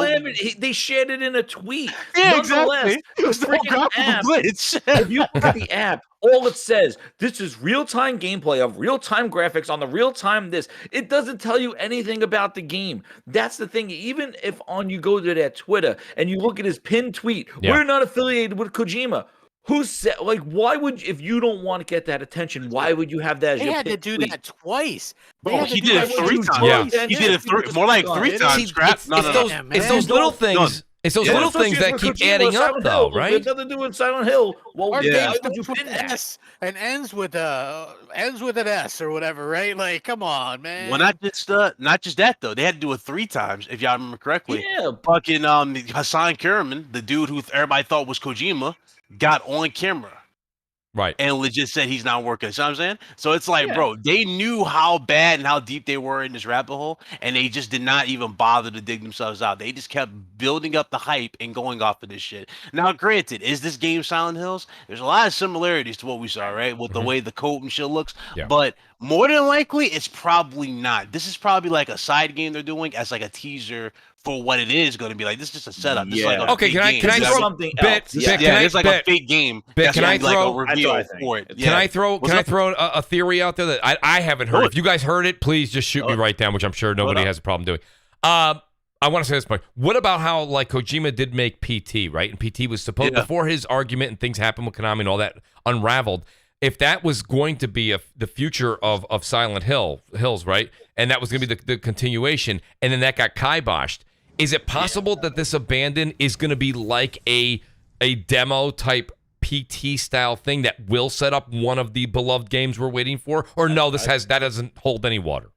I can absolutely see something like that happen because that is definitely in because that right there is in Kojima's nature. You know what I mean? He's a master troll, right? But he's also good at like surprising you. Right, so this would be that type of moment. This whole shit, because you look at the way the things looks, right? It says like trailer, reveal trailer, right? Introduction, interactive and then it says interactive demo, and then it has 2 demos, right? It has 2 particular demos. I really do see this being an app to like just not even this whole game being per se is this, right? It's just like an app for what we're going to expect, but it's not from this particular studio. This is from something else. Like they're probably going to do like that. That's more like what this is because it doesn't make sense. None of this shit makes sense. Yeah. Like they deleted all their websites. Hope y'all realize this. Blue Box Game Studios deleted their website. Nothing on their YouTube channel. Nothing their on their YouTube channel. They wiped everything clean. So they started deleting shit off their Twitter too. Yeah. So it makes you wonder if they really were ready and they were going to just do this. Because remember, this could all be a stand-in studio just for like, hey guys, this is the reveal, and we'll see who's really making it down the road, like a GM or whatever. But it really makes you think of shit like that. But at the same time, again, I'm gonna say the same thing like I said in my video. If it's not Silent Hills or Metal Gear Solid, the way these dudes are hyping it up, you have killed this game. You have killed the studio before it even took off. Don't even release it. Yeah, don't even release this. Don't release shit. It's like that fucking Lord of the Ring Golem game. Y'all remember Golem? Yes. Yeah. But you know what, though? So you saw the gameplay. Done. So wait, so it's kind of a double-edged sword, though, isn't it, though, Bip? It is. Let's think about what you said a second ago. A second ago, you said he went from 12,000 to 60,000 followers on Twitter, which is no easy feat. Overnight, basically, right? Now, hear me out. And so he got tremendous success and fame just from that. I shouldn't say success, but fame. And like you said, if the game isn't very good or it's just some kind of very low-level type of indie whatever, right? Like you said. But that's not – it's kind of bittersweet for him. Right? I think it puts his name out there. There's nobody for the game. Nobody's It's bittersweet for him. He probably had the people going, well, guys, he never said Silent Hill. They'll deny it, right? They'll have the stands. Look at our pinned tweet. We denied it twice, 3 times. Yeah, they'll have the stands, absolutely. But the people overhyping it are going to be the ones coming at him. He's going to call up that Murray guy and say, where were you hiding when you released that No Man's Sky? He's I need the same bunker. It's like, dog, this shit. He's done, man. At this point in time, look, it's not going to end well for them if this is not. No way. All I know is all these people are giving Sony's L, and I agree with people in the chat saying Sony's taking L because a lot of people are giving L's for Sony for this, and I agree. If this shit is dangerous, So let me ask you something. So this is kind of curious. Like, if Sony's involved in this, and we know how anal Sony is with like quality and whatever, protecting the brand. Yes. If this is a L, Sony is going to catch this. But that's my point. When does Sony allow something like this to continue if it's not planned? Good point. Exactly. The thing about Sony, well, it's not even about Jim Ryan. This has kind of always been PlayStation nature. I think we all can agree. This has been PlayStation nature. They keep things close to the chest. They're not vocal on Twitter. They don't speak their mind. And that's kind of what's always been their thing. And again, it's times like this where I kind of wish they would break that tradition and just say something like, guys, this is not it, or maybe, you know what I mean, or maybe this day you'll get something. They're not saying nothing. They're too quiet. They won't give you no info. Yeah, no, and Shane, I see just a guy in SrgntSaltyNutz, man. I see the super chats there. I'm only jumping over. Magnum Visual says, so why hasn't Sony gotten involved? And that right there adds to the mystique. Point.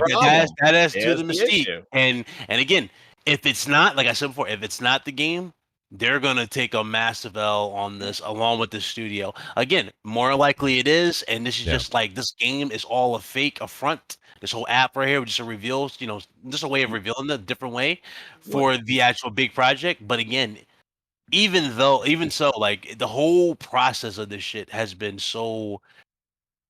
It's been handled so dumb the way they handle it. What I'm going to say is that when I downloaded the app and I got the update and I went on and I saw what it was, I immediately was like, this is not a real game.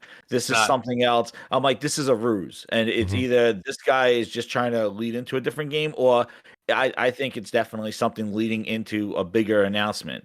Whether that announcement is what it is of Silent Hill or something like that, I don't know, but it's definitely not this, because of all this time, and I said this on Salty's podcast last night, was that he had every opportunity to even talk about what this game is and highlight this game or talk about anything, and all they're doing is saying, I'm a real person, I'm a real studio. Like, that's all the opportunity, any opportunity. There's that's so many weird, ways to right? You go from 12 to 60,000. You have all these ears listening to you. All you're doing is saying, I'm a real person. Don't forget I'm real. Like, don't forget we're a small studio. Like, okay, we got it. We got that 18,000 tweets ago. Tell me about the game. Y'all just said the jewels right there. See, they highlighting what they are. They're a small studio. Hey, we're from this, that, and the third. That is the marketing play behind this. Yeah, that's the marketing play behind this. We're not affiliated with Silent Hill. Don't check out my pinned tweet. We're not affiliated with Silent Hill. And nobody saw that tweet, why would people even think that? But you put it as a highlight, like, we're not associated with it. Well, you're drawing that attention. You're highlighting the things that you shouldn't be highlighting, and you could easily deflect that and talk about the game. And instead, you have 2 videos on your channel of you in a white shirt and a black shirt going, hi, I'm real, hi, I'm Hassan, blah, blah, blah. Then you have, what's his name, Jason Schreier doing an interview with him, and Jason Schreier interviewed him, and the whole interview was basically just taking facts that this person is real. Right. Nothing about the game at all. Makes you think even Jason Schreier's in on this whole thing. And what's funny too?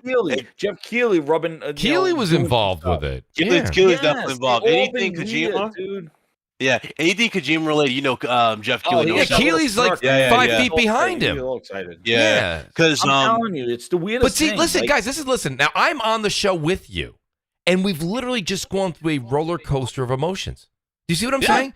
Like, in scenarios. This little 5-second clip in Dreams, and then it's like getting all this fame off of it, man. What a joke, man. It's nothing. It's bullshit. Dreams clip. It is, man. He built. But crap, when was the last time there was a PS5 app for a game? I mean, listen, like, it's probably not that difficult. It's probably not that difficult to do. Okay, I'll buy into that. That's fine. You want to say something, but what is it? Like, Sony's giving them keys to an app on your, right? You know what I mean? It's an app on your. He's got to have a dev your UI. It's I don't know. Something's got to. But you guys brought up Keighley. Like, what if this is Kojima? Well, and what if this is? It makes sense though. Metal Gear? What if this is Metal Gear Solid remake? Like. From Blue Point. Like, I mean, and it fumbled the shit out of it. But look at the logo, blue box. It looks like a PlayStation Studios logo. Think about it. What's synonymous with? And I'm falling down the rabbit hole like most people do. You're right. You can. I wish the King Thresh was here, man. He's got this down to a science. With Metal Gear Solid boxes, right? Right.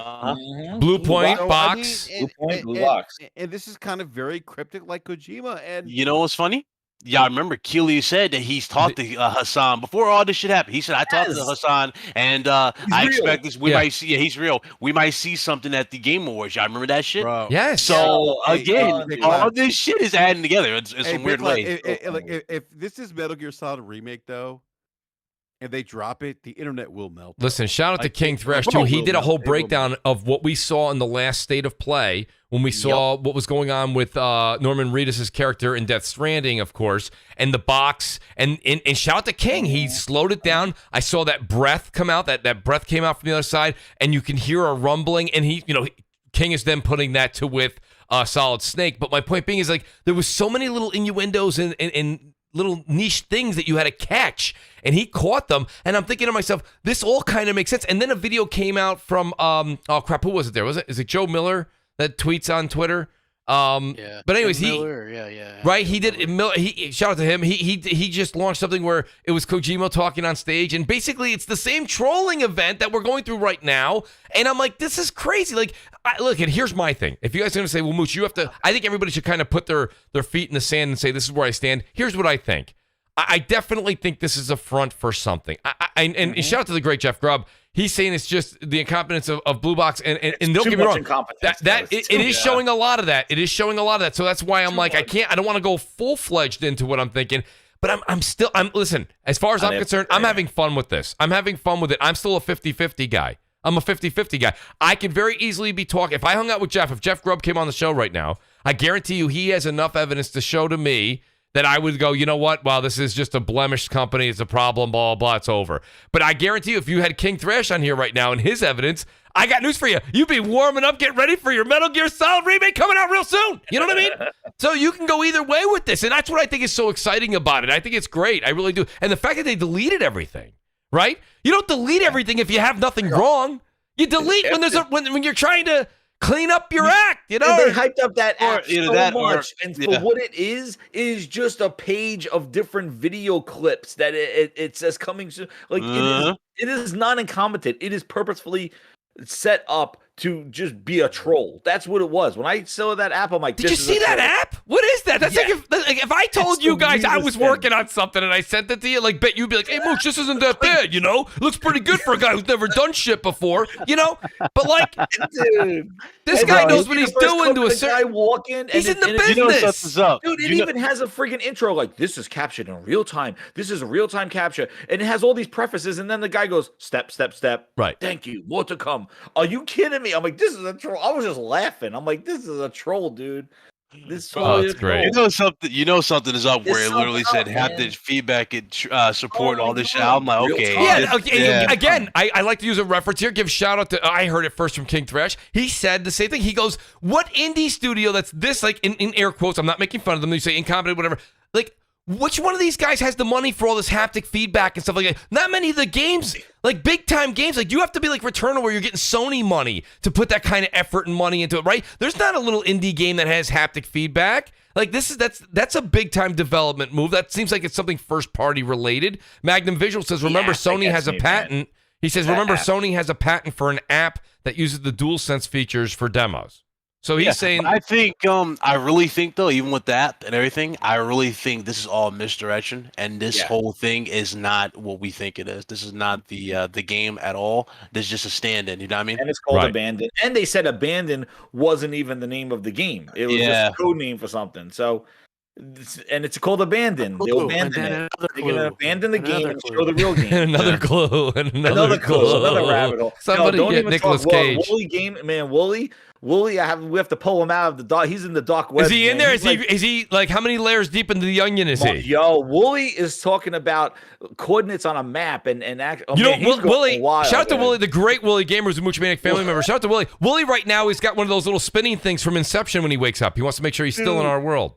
You know what I mean? He's spinning the top. He's counting. That's great. Yeah, he has like the good for you, Woolley. Like that, have fun with it, man. I got to be honest with you. You know, Bit. Look, I know you're here, Bit, and I got to ask you because I want to get this one last subject in here because this was a big deal 2-3 weeks ago, and here we are now. I want to talk about how now I'm hearing some of the big influencers out there, and now that a couple weeks have gone by, I know that nothing has come out as an official list from Sony yet, but now the PS5 internal SSD expansions, we went from, remember, Bet, you did a show, I did a show, right? It was like, oh, how stupid could Sony have possibly been? About this. Right? And now it's you got more choices, lower cost, and faster performance. What's your take, Bit, on this from 2 weeks ago to today, just how much people are changing their opinions? Yeah, so the issue about it was not necessarily their choice of the SSD, right? It was just the way they did the information at the start. That was the issue. Right. Like the way they handled the info. Like we didn't know we were basically beta testers. You know what I mean, we didn't know anything. They didn't give you a select brand to check out for. That was the issue with the way they handled it. Right. Other than that, it was fine. We knew SSD price. I even said in my video, SSD prices were eventually going to go down the road. It's just, you know, you have to at least do the minimum. You know what I mean? Tell us which ones are compatible that you know for a fact, and which ones are compatible. Well, to make a long story short, is the PCI 4.0 ones. Those are the ones they really want you to get, because those ones are shooting higher than what is required, which is like 5.5 megabits per second. That's the thing. But again, looking at Linus Tech Tips break it down, I was like, listen, again, it's common sense that those prices are going to go down. Why? You have a better system. Well, you have a system out here that's going to drive that in general, because you know people want more storage. So evidently people are going to get more, you know, competitive with those prices. Absolutely. To make sense. So that's good. The only thing that, again, and I gave Microsoft props for this, and a lot of people at least should have, because it was a better solution at the time, right? It was at least an option to go. I think we all agreed it was an option for Microsoft. Right. They even option to launch. But what we've already said this before. Proprietary anything will fuck up any console. That's not. We don't like that. And again, they say they're gonna have faster ones down the road, sure, but those are going to fucking come by later. You see what I'm saying? Because it's proprietary. Yes. And again, that's the shit that fucks them up. But again, you know, hey guys, you know, screwdrivers. Screws. I was gonna say, let's not get any kind of get your tool belt out. Listen, you know what's funny? It's like the tools have arrived on PlayStation. We can use screwdrivers. No, it's funny because like my channel got great take. My channel, my channel got sponsored. I'm like, guys, listen, guys, like I don't think y'all. I was so scared. I was afraid to even show off the sponsor. I'm like, guys, y'all doing all this shit for fucking screws. I'm like, guys, you know, if you remove the side plates, you can put on these sexy see-through side plates. Yes, great plug for the promo. Outstanding. I like the see-through. Nice. Yeah, it does look good. You know what though, Mooch? You know what kind of I know we talked about this on the last Crossfire. We're talking about this, Ed. Yes. The thing that really kind of stuck out to me a little bit was that there was a lot of up until I think Linus coming out with his video, there were a lot of YouTube influencers that were basically like making this sound like the worst thing ever, right? That soccer moms couldn't do this, which I think, like Optimus Code said, I agree with him. It's an insult to soccer moms, because apparently Code knows soccer moms that can code. But not that, you know, that soccer moms can't code, but soccer moms can figure things out. My mom, my wife's a soccer mom. BRAP, can I just do an interjection here, because it goes exactly with what you and Coder said. Listen, everybody's got TikTok, right? Like, there's a million on YouTube and TikTok. There's a million how to do things, and people are showing insane tricks of the trade around the house, at work, on all things and how to do, and they're more complicated than a Phillips screwdriver, right? So, my point, so it's not that big of a deal. I understand where people want to make the console war argument. You know, I'm a big fan of that. You want to do that, that's fine. I think it's fun. But once you leave the console war discussion for the fun and the banter, then the point comes down to, and shout out to Ali, I hope I'm saying his name right, from Venezuela. He made a great video on Twitter, and he said basically, we're at a point right now where a screwdriver, when you have cost savings, performance boost, and more choices, the fact that it takes 5 minutes to do this, guys, you really can't critique Sony for what they did here. Now, I know, like Bit just said, Xbox will probably get there, but because it's a proprietary device right now, it's going to take longer. It may not get as cheaper. Maybe Microsoft will eat some of the front end. Nobody knows. But what I'm saying to you is, I'm not saying Microsoft's out. They're not out on it, but it's going to be delayed a bit, and it's not, and it may not be as cheap. So shout out to Ali for that too. It's slower too. I was going to say that they cut corners with that. Yeah, they cut corners with that thing too. It's a slower drive from what Sony's giving. Right, the speed, the performance, exactly. Yeah, it's like 3. It's the Gen 4. Gen 3. I'm sorry, Gen 3. Yeah, and that's kind of my point. Like with some of these YouTube content creators, that they were so hyperbolic about Sony's solution to extended expandable storage, and it's fine to be critical. Like I'm not going to say, like, obviously, like, you know, plug and play, plug a expandable. Oh, it's very convenient. I have the 1 terabyte SSD for Xbox Series X. It's convenient. Yeah, but to sit there and say, like, oh, they should have tested it more. Why isn't it beta? Like those things aren't mutually exclusive. Like Sony is probably still testing those things, and obviously we're testing bots in Halo Infinite. Well, okay, yeah. Well, that's definitely different. But well, yeah, listen, Xbox, it is different. Xbox, but it is different. But you know what I mean? You know what I'm saying? No, but wait. But the other thing is, like, Lord, people all of a sudden became obtuse to betas, right? Like, oh my God, we're in a beta, and like they didn't give us a list. Well, this thing's in beta, right? Like, it's not. There's no released to the general consumer yet. That's why it's in beta. Right. And the other thing that was kind of disappointing was that no one talked about price for performance. I know you guys just talked about it like a second ago, but no one talked about the fact that these SSDs that with Sony's solution, right? If you look at the price per performance right now, you're getting what you pay for. The advantage is to Sony right now. How about just price? The performance of these How about SSDs, just price is comparable. It's not right now comparable. they are. It's not just comparable. just price. No. Well, he's saying just for price, though. No, you just can't say no. Better Come on. performance. Why not? If they say that this certain one, Let's if go. they say this certain one. Well, hold on, wait. Let me hear Xbot. Let me hear your instance because I think I know where you're going with this. Guidelines as to what goes into the system that can be used. All right, and Xbox has their own. Well, this is the guidelines here for what can be used. Okay, so let me pose the question then. Xbox, you're getting better price per performance with the NVMe. You need that performance, dude. There's no going below it. You have a possibility of hurting your system. So how are you doing price for performance if you need that? Are you serious? Are you serious? Wait. What's the discussion here? Hold on, let me hear the. You're talking about paying $250, right? For expandable storage of the Xbox, which performs less than $250. It's what's needed for that Xbox. It doesn't matter. You're still getting better performance for the same price, paying for the PlayStation 5 version. That's well, you need those. But you know what? The other thing too is that you need those. The drives will get faster over time, so you could actually get a faster drive. Right. That's what I was going to say, Jez. Yes. Not only that, the prices will get cheaper because you have competition now, and the prices have gotten cheaper, and you have more flexibility. But to sit there and say, "Oh, well, you need it," that's disingenuous. First of all, because how is that disingenuous? You need a minimum right these now. are the specifics that you need for your SSD. If you're paying $215 for a car, well, they both have specs that you need. They both Xbox does as well. Yes, just the hard drive is slower on the. I get your price. Xbox. I get your point, but the thing is that that's true. But it loses a little bit of its luster quick. Because it's true. So that means that PlayStation has a faster SSD than the Xbox. You get faster. There's more options for the same price. Yeah. If Xbox, if you're selling me the Xbox, Series S car, and your car only taps out at 100 miles an hour, and I'm selling the BRAP, model that taps out at 200, and we're charging the same price. Hello, like who's getting the better performance at the same price? I think when it comes down to it, the options here, the one thing that the specifications say that your car at 200, that's what you. Here's need what I for thought. That job. Xbox. And if I'm working a job and it says the car 100, then the price is just comparable. I thought that's Xbox. Why we're using those things. Yes, it is. More expensive for what they offer right now. That's what they were saying is that the Xbox. I'm sorry. I'm sorry. I'm putting that common sense on this. BRAP. I am so sorry. Wait a minute. Wait. What is it? What is it that? Stupid sense. Hold on. Wait. Maybe I'm missing.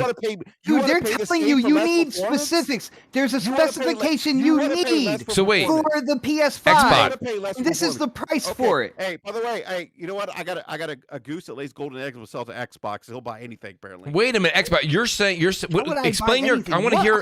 Where's the? You can attack me all you want, but you're not making sense. Yeah, there's no guys. I want to get back to what it is. Xbox. What is it? What is your point? What is your actual point? I'm saying that Sony says you need a specific speed to put into this. So when it comes down to it, Xbox, they say that you need a specific speed, and their proprietary device is what's at that speed. Okay. Okay. So when it comes down to it, because Sony needs, so according to Sony and PlayStation, you need that higher end speed.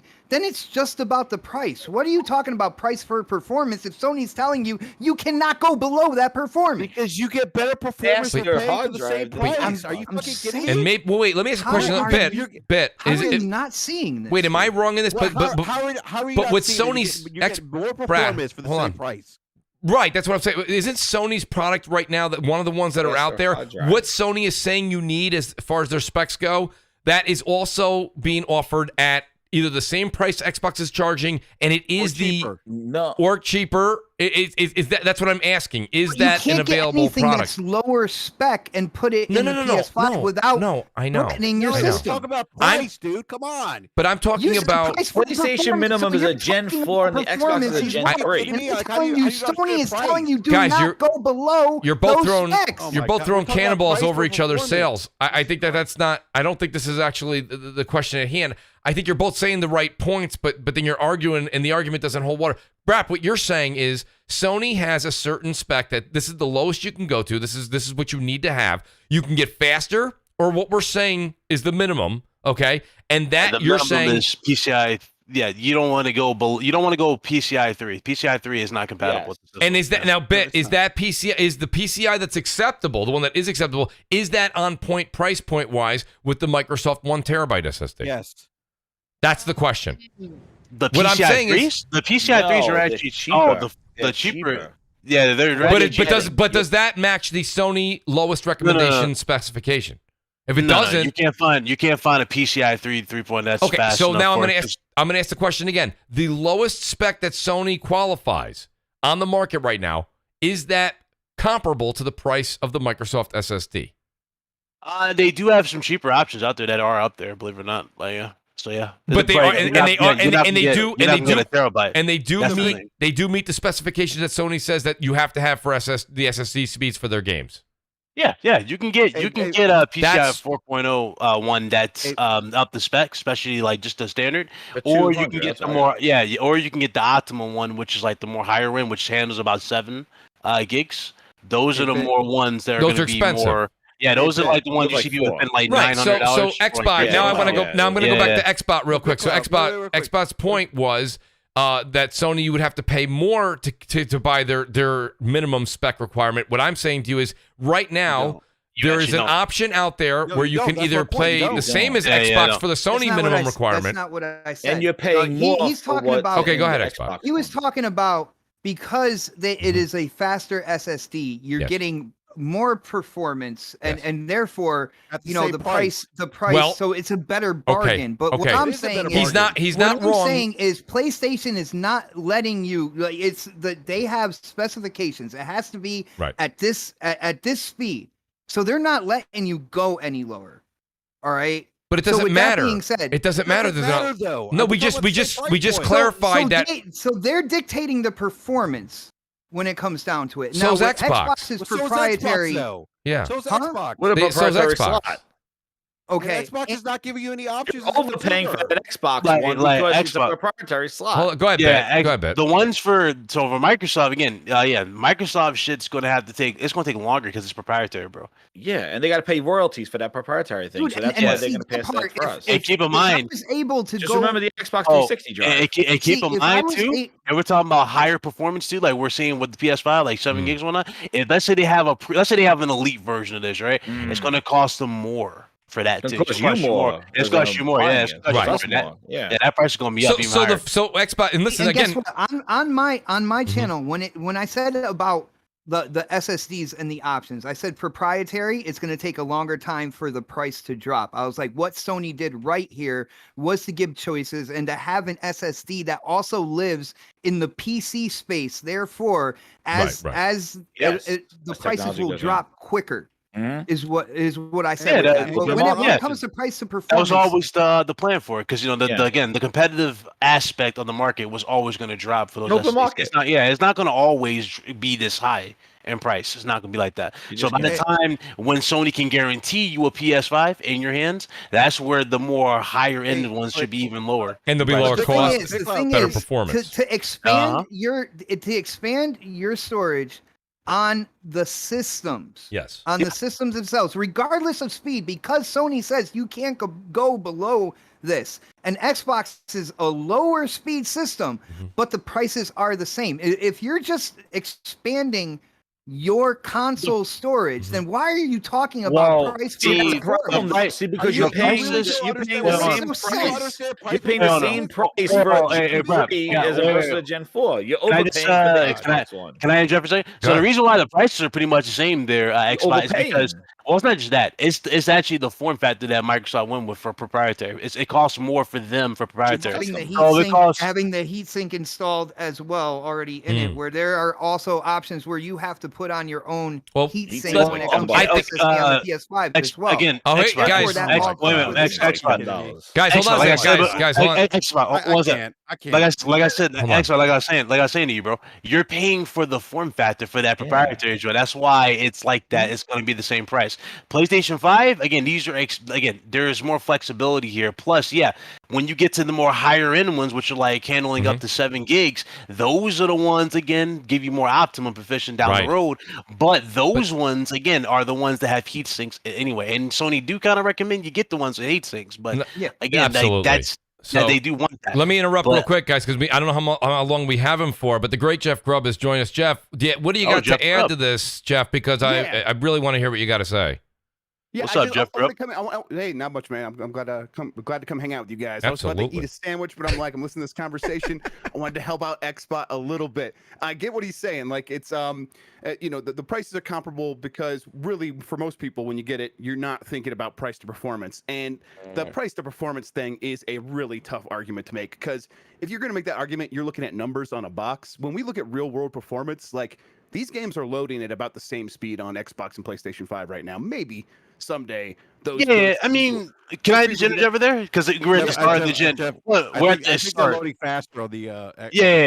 I can see them getting faster, Grubb, especially down the road because we're at the beginning. Absolutely. Only next gen ones too. But let's talk about like real world performance. What we know, what we know right now is that they're loading about the same speed, and this drives me crazy as someone who like does this for a living and like looks at this hardware. People look at the back of the box and they're like, that number's bigger than that number. This thing is 50 megapixels instead of 30 megapixels. I'm getting the 50 megapixels. This is going to be the best camera ever, and it sucks because everything else about it sucks. But that's not the case here. These things I think are pretty comparable, and for most people, I'll say this thing about the Xbox Drive. While I appreciate having options, I like the way Sony's done it. I think my Xbox did the best they could with doing a proprietary thing. It's hot swappable. It is using a slightly slower drive, but they use a really fast controller. They use really fast. Actually, it's like one of the faster Gen 3 processor or memory chips you can get. It's really small, so they're going to be able to put another chip on the other side there. I broke this thing apart when it first came out, and I looked at it, and like pretty soon they're going to be able to put another chip on the other side. We're going to have 2 terabytes, probably for around the same price, and things will come down. But they did a really good job with this thing. So it's for what they made, a proprietary thing. It is a really good product.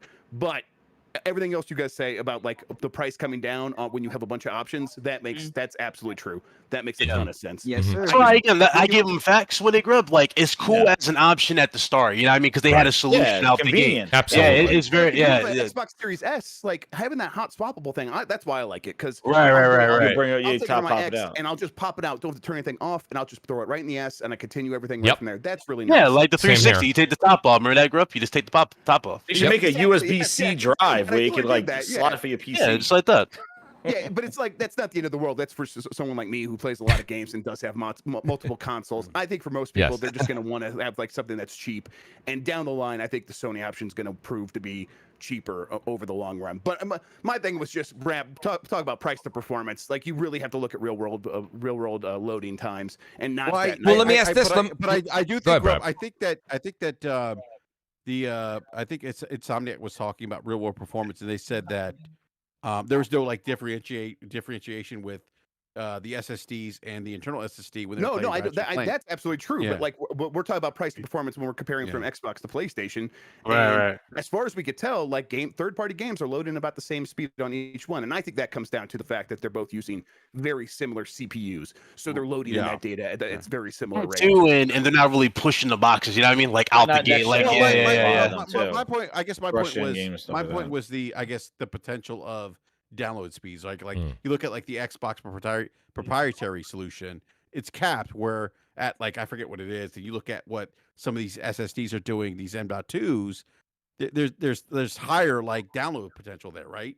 Yeah, Sony streaming and assets that comes out to the system. Yeah. Do you have like a gigabyte? Like if you have gigabit, maybe that matters. But I think even then, I think a gigabit's still going to be slower than 2.4 gigabits, which is what the Xbox Drive can do. So no, I mean, if you have 10 gigabit internet, then yeah. But then if you're paying $1,000 a month, then you probably have other problems in your life. So I don't know. Right. That's what I'm paying. I'm paying that right now. Hey, Grub, I'm ask you this. paying 10 grand. Hey, Grub, you might have asked you this. Do you think there's going to be a revamped version of this down the road? That's what I was just going to ask. Because again, it's slower. Of the Series X, the Series X's solution, proprietary drive. Yeah, so I think they specifically built that they designed it with that in mind. So the memory module that they use, they got like the first batch of a quad layer cell memory, and why that's important is because they could put a lot of memory in a very small space. So when I did break it apart and I looked at it, it is only on one side and the other side is empty. And that means so when they can afford it, when the prices do come down, I do think very soon in the next year or two, they're going to put another one of those modules on the other side, sell a 2 terabyte option, probably around $250, drop down the price of the 1 terabyte model, and that's how it'll go. No one's making a lot of money on this thing. Mm-hmm. I know that the Gen 3 memory is a little bit cheaper, but that's a little bit of an unfair comparison because this thing is using a Gen 4 a controller and stuff like that. So that stuff, it's very like, and it's also that quad layer cell, which was cutting edge when it came out. So no one's making a lot of money on this thing. It's kind of like but you never know though. You never know, though. I mean, especially with because we're hearing reports of revisions for PS5. Wouldn't surprise me if a revision for Series X happens and it goes, "Hey, let's upgrade this to PCIe 4 or the new ones." Yeah, right. Yeah, sure I think that's possible. Like an Ultimate Edition or something. Like that's kind of the thing I see, like a gray area group. You know what I mean? Like down the road, like this is just to get it out the door, if that makes sense.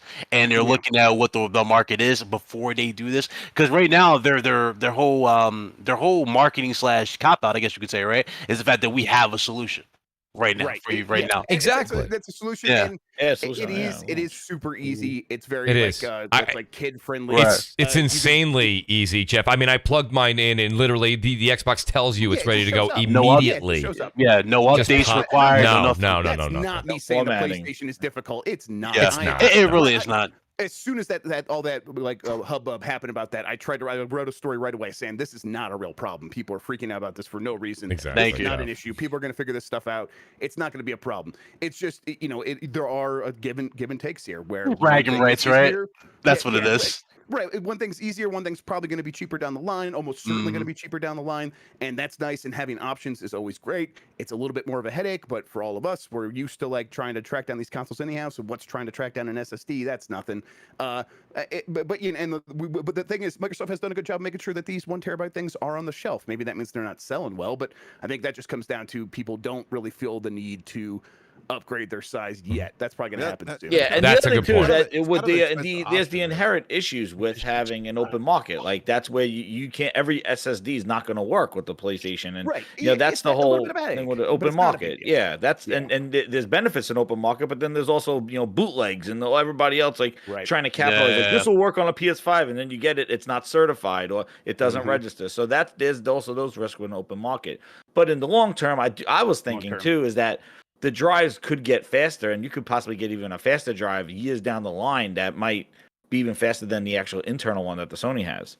Yeah, it's possible. But we got to keep in mind that like developers have to design their games with these things in mind. Well, if they want to do that, they might get faster sometimes, maybe. Yeah, most of these games are capped right now. Yeah. Like they want to make sure it works on everything. And I think the good news is that when people were looking at these external drives, a lot of times they were even performing better than the internal drive, and that's yes.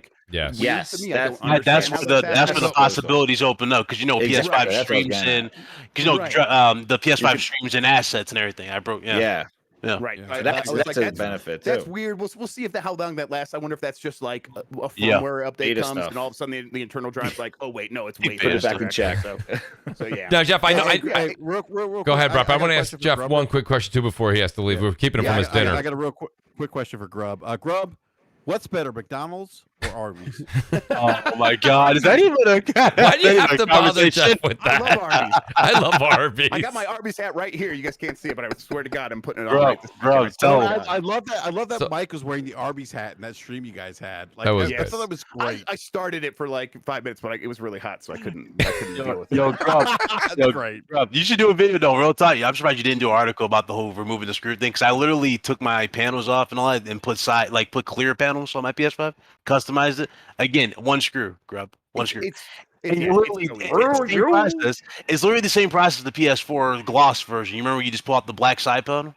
That's it. It's the same process. So I don't get where everybody's crying over this. I really don't. I think it's the banter. It's the fun of the console wars, right, Jeff? I mean, that's what. And then once it gets past that, we move on. I need a screwdriver video. That's what I need. It's definitely Remember the console wars stand? down. And the thing about it is, what happened was when the expansion card came out for the Xbox, there was a lot of quote unquote console war people talking about, oh, when PlayStation does theirs, it's going to be cheaper and this and that. And when it comes down to it, regardless of performance, the price is comparable on each side. So, I mean, basically, you know, for people who are trying to keep score out there over plastic boxes, you got a draw here, guys. It's a draw. Yeah, I mean, it's a draw for now, but when we're talking about, for right now, it's a draw because they're not really pushing the box right now. But when we're talking about down the road and we're talking about higher end performance, that PS5 is looking like it's going to be winning unless we're looking at a full-fledged refresh.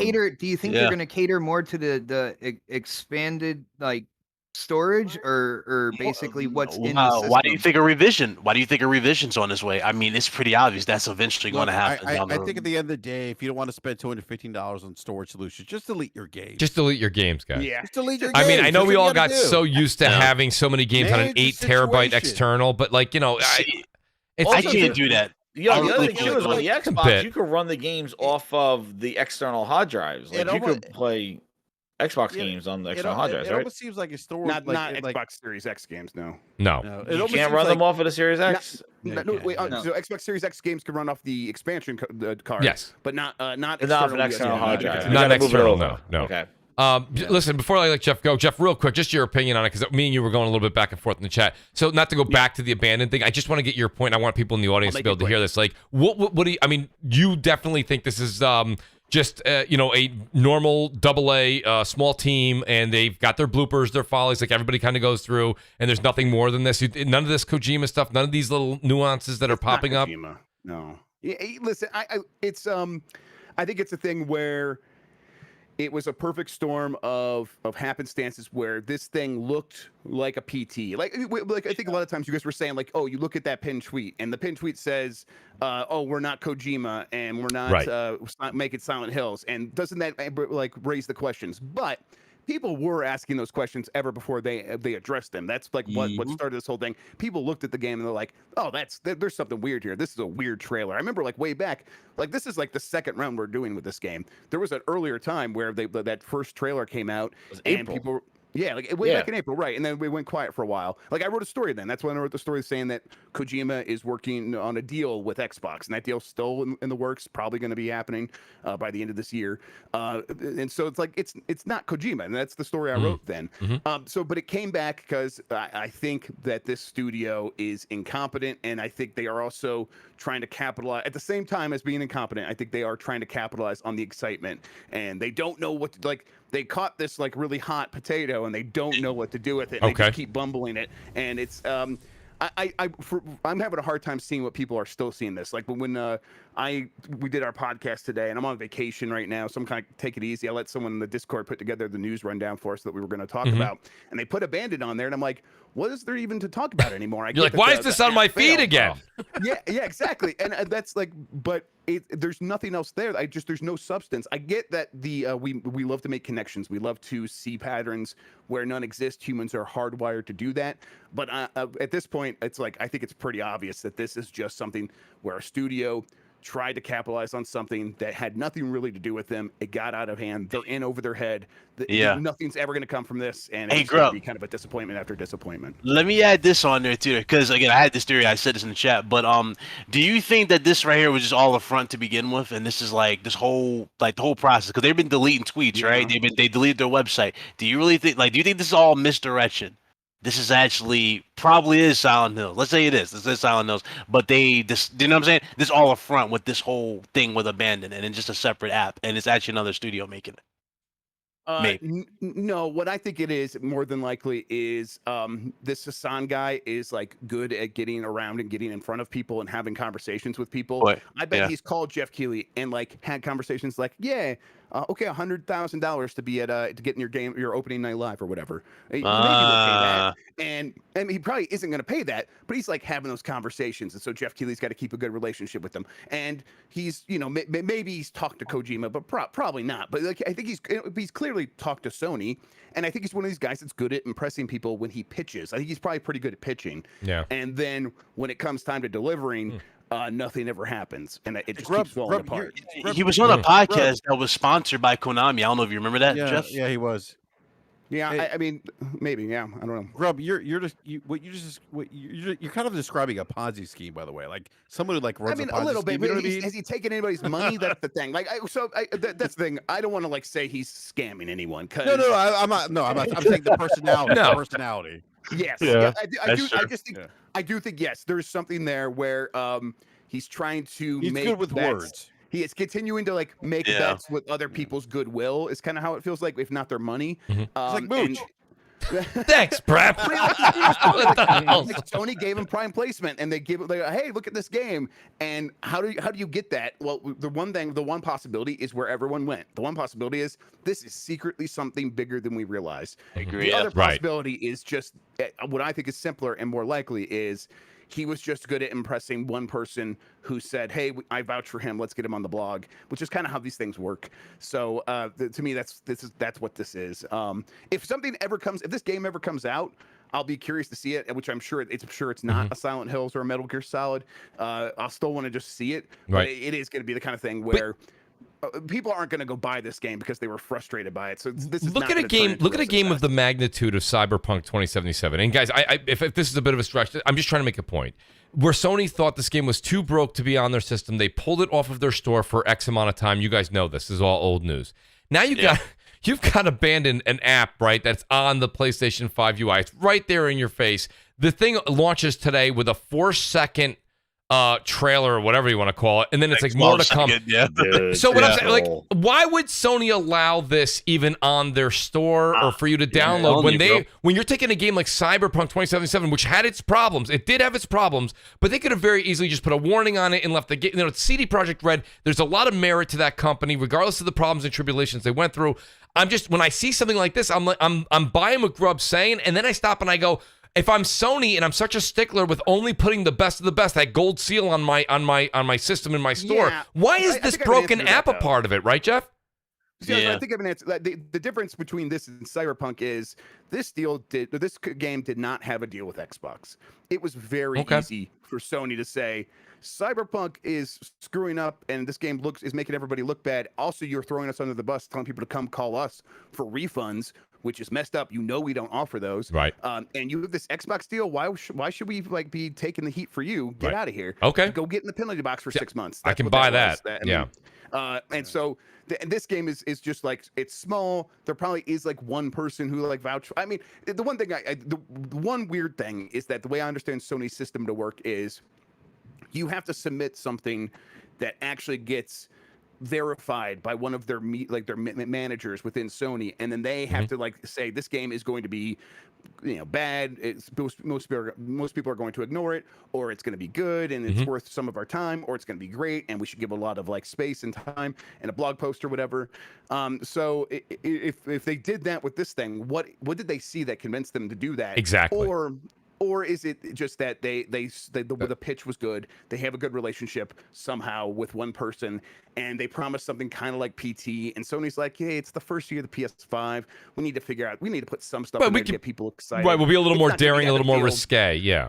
Yeah. I think they were just took a chance on something that's not going to pan out, and it's not going to be that big of a deal. That's the thing. You guys were saying that it's going to be a big L for Sony. I don't necessarily know if I agree with that. I don't think it's going to be a big L. I think it's going to come and go. Like it'll be an L if it's not what they think. You know what I mean? Yes, but most people aren't paying attention to this. I know that it's a big thing for all of us, but like, good point, yeah. Most people are going to be like, "Hey, just when's the next Horizon? Can I play that?" And I'm never even going to think about this thing. That's true. I barely knew about. Yeah, they could erase it quick. So. I guess it's going to get forgotten. Like 5 years from now, you're going to need someone to like remind you, like, what are you abandoned? What are you talking about? Like, I have no idea. What that Yeah, I completely agree with that sentiment. Absolutely. No, Jeff, thank you. I appreciate that. And we were going back and forth in chat. I just wanted to be able to have you express yourself because you were talking to so many different people earlier tonight. Yeah. Thanks for letting me butt in, guys. Absolutely, Jeff. Great to have you, Jeff. Have a good night. Have a good weekend. Thanks for popping in. Officially, enjoy your vacation. Nice to finally Jeff. meet you, Grupp. Nice to finally meet you. Yeah, likewise. You guys, I love listening, so I'll keep listening. You guys have a good rest Appreciate of the show. that, Jeff. Enjoy the vacation. Thank you.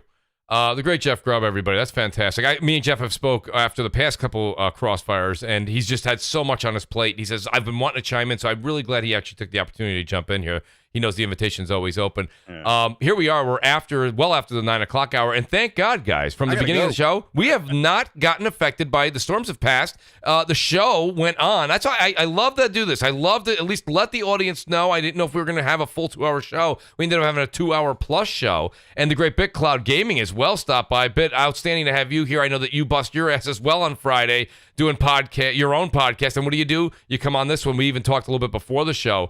Let me do this, guys. Let me say thanks to everybody in the chat. And I do have a couple super chats here that I ignored, and I apologize, guys. I didn't ignore them. There was so much content coming in, I couldn't stop it. But Just a Guy, and guys, give Just a Guy a little bit of your slack here. He's just speaking from his own heart. He says, I meant to say brace for impact, by the way, that the only thing exclusive to Xbox is the damn storage device. How pathetic. Just a Guy's not a fan. He then yells out, fight, fight, fight, when we were getting into a huge debate there with the great Xbox 448 and the great BRAP.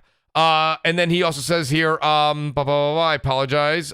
Jeff, not Jeff Grubb, by the way. Jeff in the chat, in the super chat says it's not a draw. You could store more games with the Kraken compression tech, which I do have to say makes a good definitely point. Done wonders. It has certainly done wonders. Not lacking. Shout out to Jeff. And then this is going to be great for the great BitCloud Gaming and BRAP here. Shout out to Game Over Brian, who I love when I go to visit all the guys that are on the panel and I go check out their shows.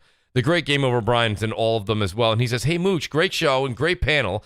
I have a question for the Xbox influencer, BRAP and BitCloud, which I didn't know you guys did that. That's great to add that to your resumes, guys. He says, when upgrading the Final Fantasy VII Remake, do the trophies pop automatically? So the great Game Over Brian. Yes, there it is. So Sony's been good at that, but the thing is, it depends on the developer, am I correctly?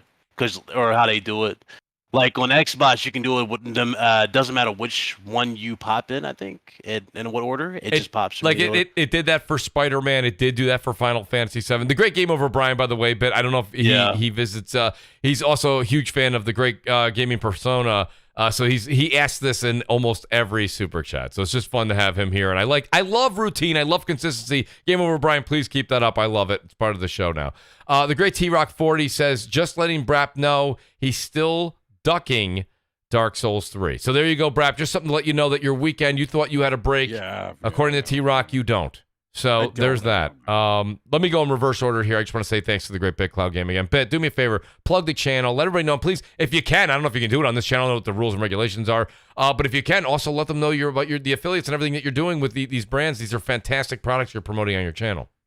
Oh yeah, appreciate the invite, man. I had to come through. I was like, oh Lord, I appreciate it. After today, I was like, listen, I actually gave you a warning. Here's the funny thing: I gave him a warning before I even jumped on there. I was like, guys, if you guys don't destroy this topic, I'm glad you came. Bit. We needed that other end of the top. We needed that other end of the spectrum. We were kind of being a little maybe too easy on abandoning the development. I was like, guys, y'all doing a little too much for this one. But again, anyway, BitCloud Gaming, YouTube, Twitch, Twitter.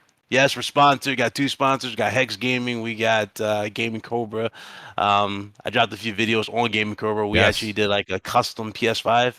It's got see-through side panel and stuff like that nature and RGB.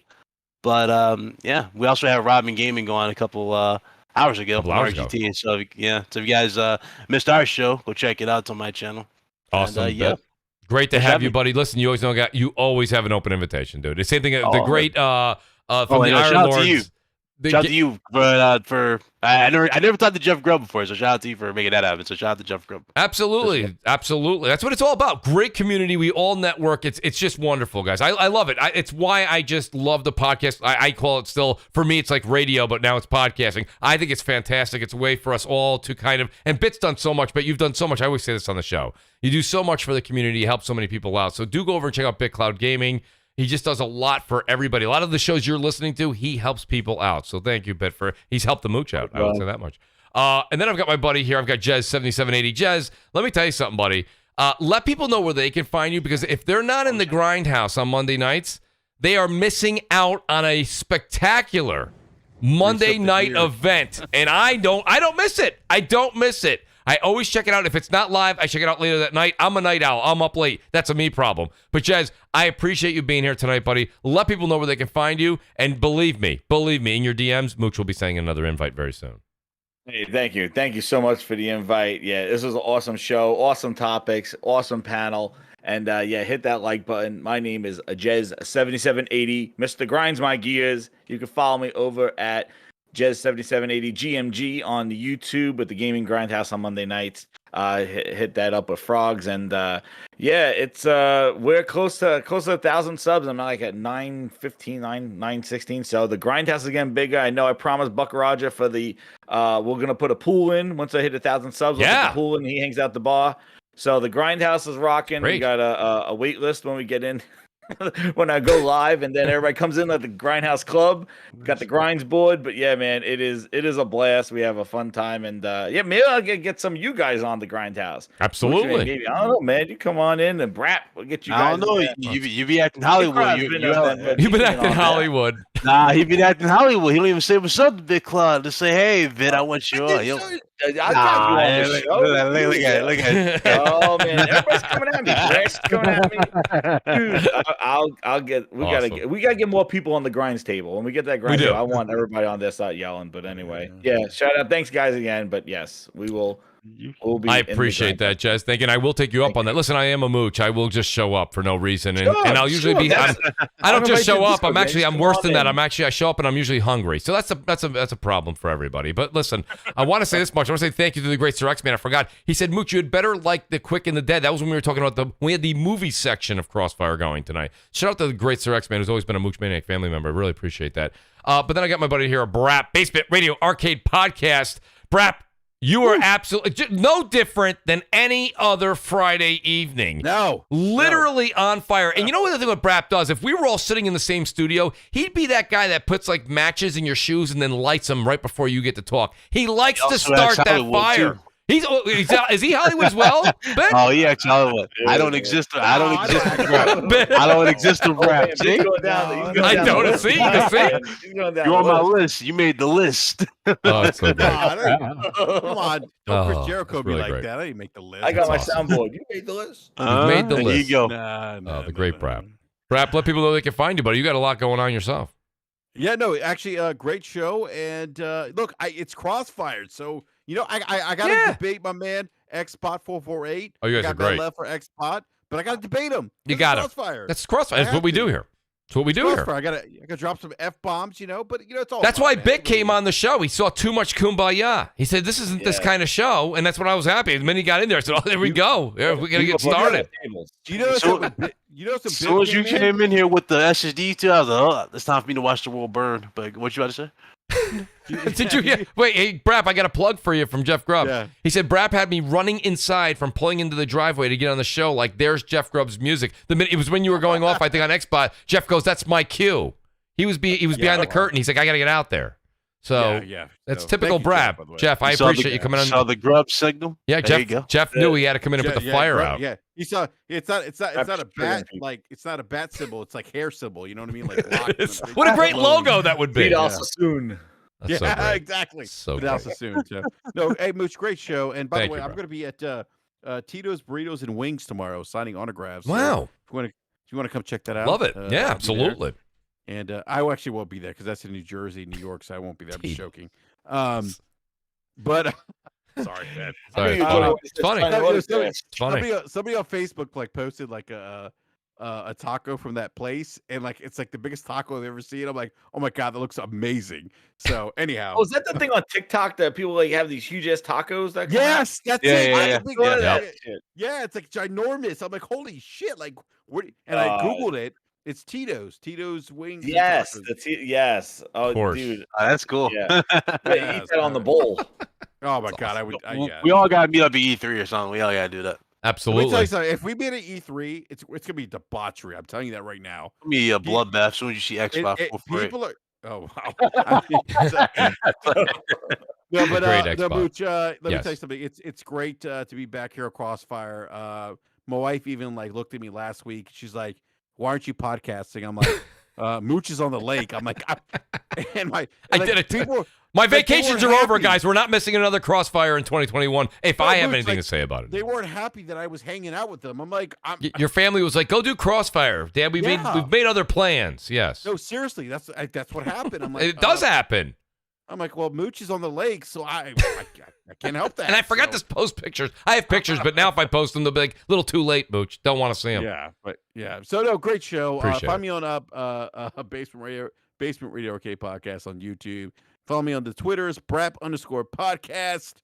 And we're going to do a BRAP rant this Wednesday at 11 a.m. Eastern Time. We're going to have Optimus Code on. And Mooch, by the way, double kill. Triple kill. Crossfire. Let's go. I love it, man. That's a great impression. BRAP, outstanding. Always great to have you here as a new usual suspect. And let me just plug some of the people that were here that had to leave early because we are. Shout out to Biggie Butters. He goes, I wish this show was longer. We're at 2 hours and 40 minutes. Biggie, I'd love to go on for 3-4 hours, but at this point, I'd have to reach out to WNBC because at that point, we are going to be reaching morning show status. So let me say this much, though. Shout out to the WarriorWart73. Not only is he great and commentates on the show, he is having also some technical difficulties with the phone app for Discord, but he also has a YouTube channel. So go and check out WarriorWart70, the WarriorWart73, or I think it's WarriorWart73. I'm subscribed. Does great gaming content every day. Does usually a video or two at least. So shout out to Warrior. I appreciate that. Then I want to give a shout out to King Thrash also. King Thrash was not able to get on because we were having, me and him literally have an unbelievable stream of DM text trying to figure out a problem that we didn't get through, but we're going to try and get King Thrash on next week. So we'll bring King on next week. It'll be a great time. Shout out to King Thrash Gaming. Go check out his channel. It is just, first of all, what he does on the roundtable is, it's amazing. I love his style. He's got people that come on. You can jump in and out of the show. He doesn't have just a set group. He has anybody's welcome. You want to contribute. You want to talk. He's got an open door policy. So shout out to the King. Outstanding to have him. We'll have him back on the show next week. The Great Crap Gamer, it's _Crap Gamer on Twitter, and it's Crap Gamer Reviews on YouTube. Go over and check Crap out. Crap had to leave a little bit early. And then, of course, the Xbot448, who is BRAP's. Okay, it's like Rocky with these two. It's fantastic. The Xbox 448, the next podcast, right, is Thursday nights at, I believe it's 8 o'clock Eastern, and it's also Xbox 448 on Twitter. I don't believe I forgot anybody. I apologize if I did. We ran a little bit late. We do have all the super chats. Guys, do me a favor. Hit the like button on the way out. If you're new to the channel or you come every once in a while and you're like, I just don't feel like hitting the subscribe button, try it. Try it out. You know what I mean? It's like when you put that extra sugar in your coffee, you're like, I actually didn't mind it. I didn't think I'd like it, but it's pretty good. Go ahead, try hitting the subscribe button. Mooch needs more of them. It also encourages me. I want to start making more videos. I'm trying to get a little bit more content, and I'm working with some people behind the scenes right now. And stay patient, guys. I do have the third round of Mooch mugs are going out tomorrow. So if I already told you that it was coming and you didn't see it yet, it will be coming. The third round goes out tomorrow. Hey, Mooch. Yes. Mooch, real quick. Can we get beer koozies? Is that... Well, I've got an entire, that's one of the things I'm working behind the scenes. I will have a description. Right underneath the description here, I'll have a link coming up in the next week or two, and it will be a complete store of, I have all these great graphic designs of Mooch, different Mooch stuff. You can get koozies, you can get sweatshirts, you can get hats, everything that everybody else has, you're going to get with different, I made different logos, and one of them is one of my favorites. You'll see it very soon. I'll actually be showing it off on Twitter. But yes, BRAP, to answer your question, they will be on there. And BRAP will be buying beer koozies, by the way. Well, I appreciate that, BRAP. Thank you. And in all honesty, it's not about me making anything. It's just great to get the name out there. I'm doing it for whatever the cost is. I just want it to be the cost of the unit. Just let it go out there. And all I ask is that you tweet it out and you show your famous YouTube thumbs on Twitter. That's all I ever ask. That's a great thing. Guys, again, we'll be back next Friday. Who knows? I'm also going to be on gaming news show there as gaming after Dark. I always Boom Boom Kaboom. Boom Boom Kaboom is in the room. Shout out to Noof Nukem. So I'll be on Gaming After Dark on Tuesday night at around, I believe it's 10 p.m. Eastern. That being said, guys, enjoy your weekend. Game on, do your thing, and we'll see you next Friday. Peace out, everybody, and good night. Double kill.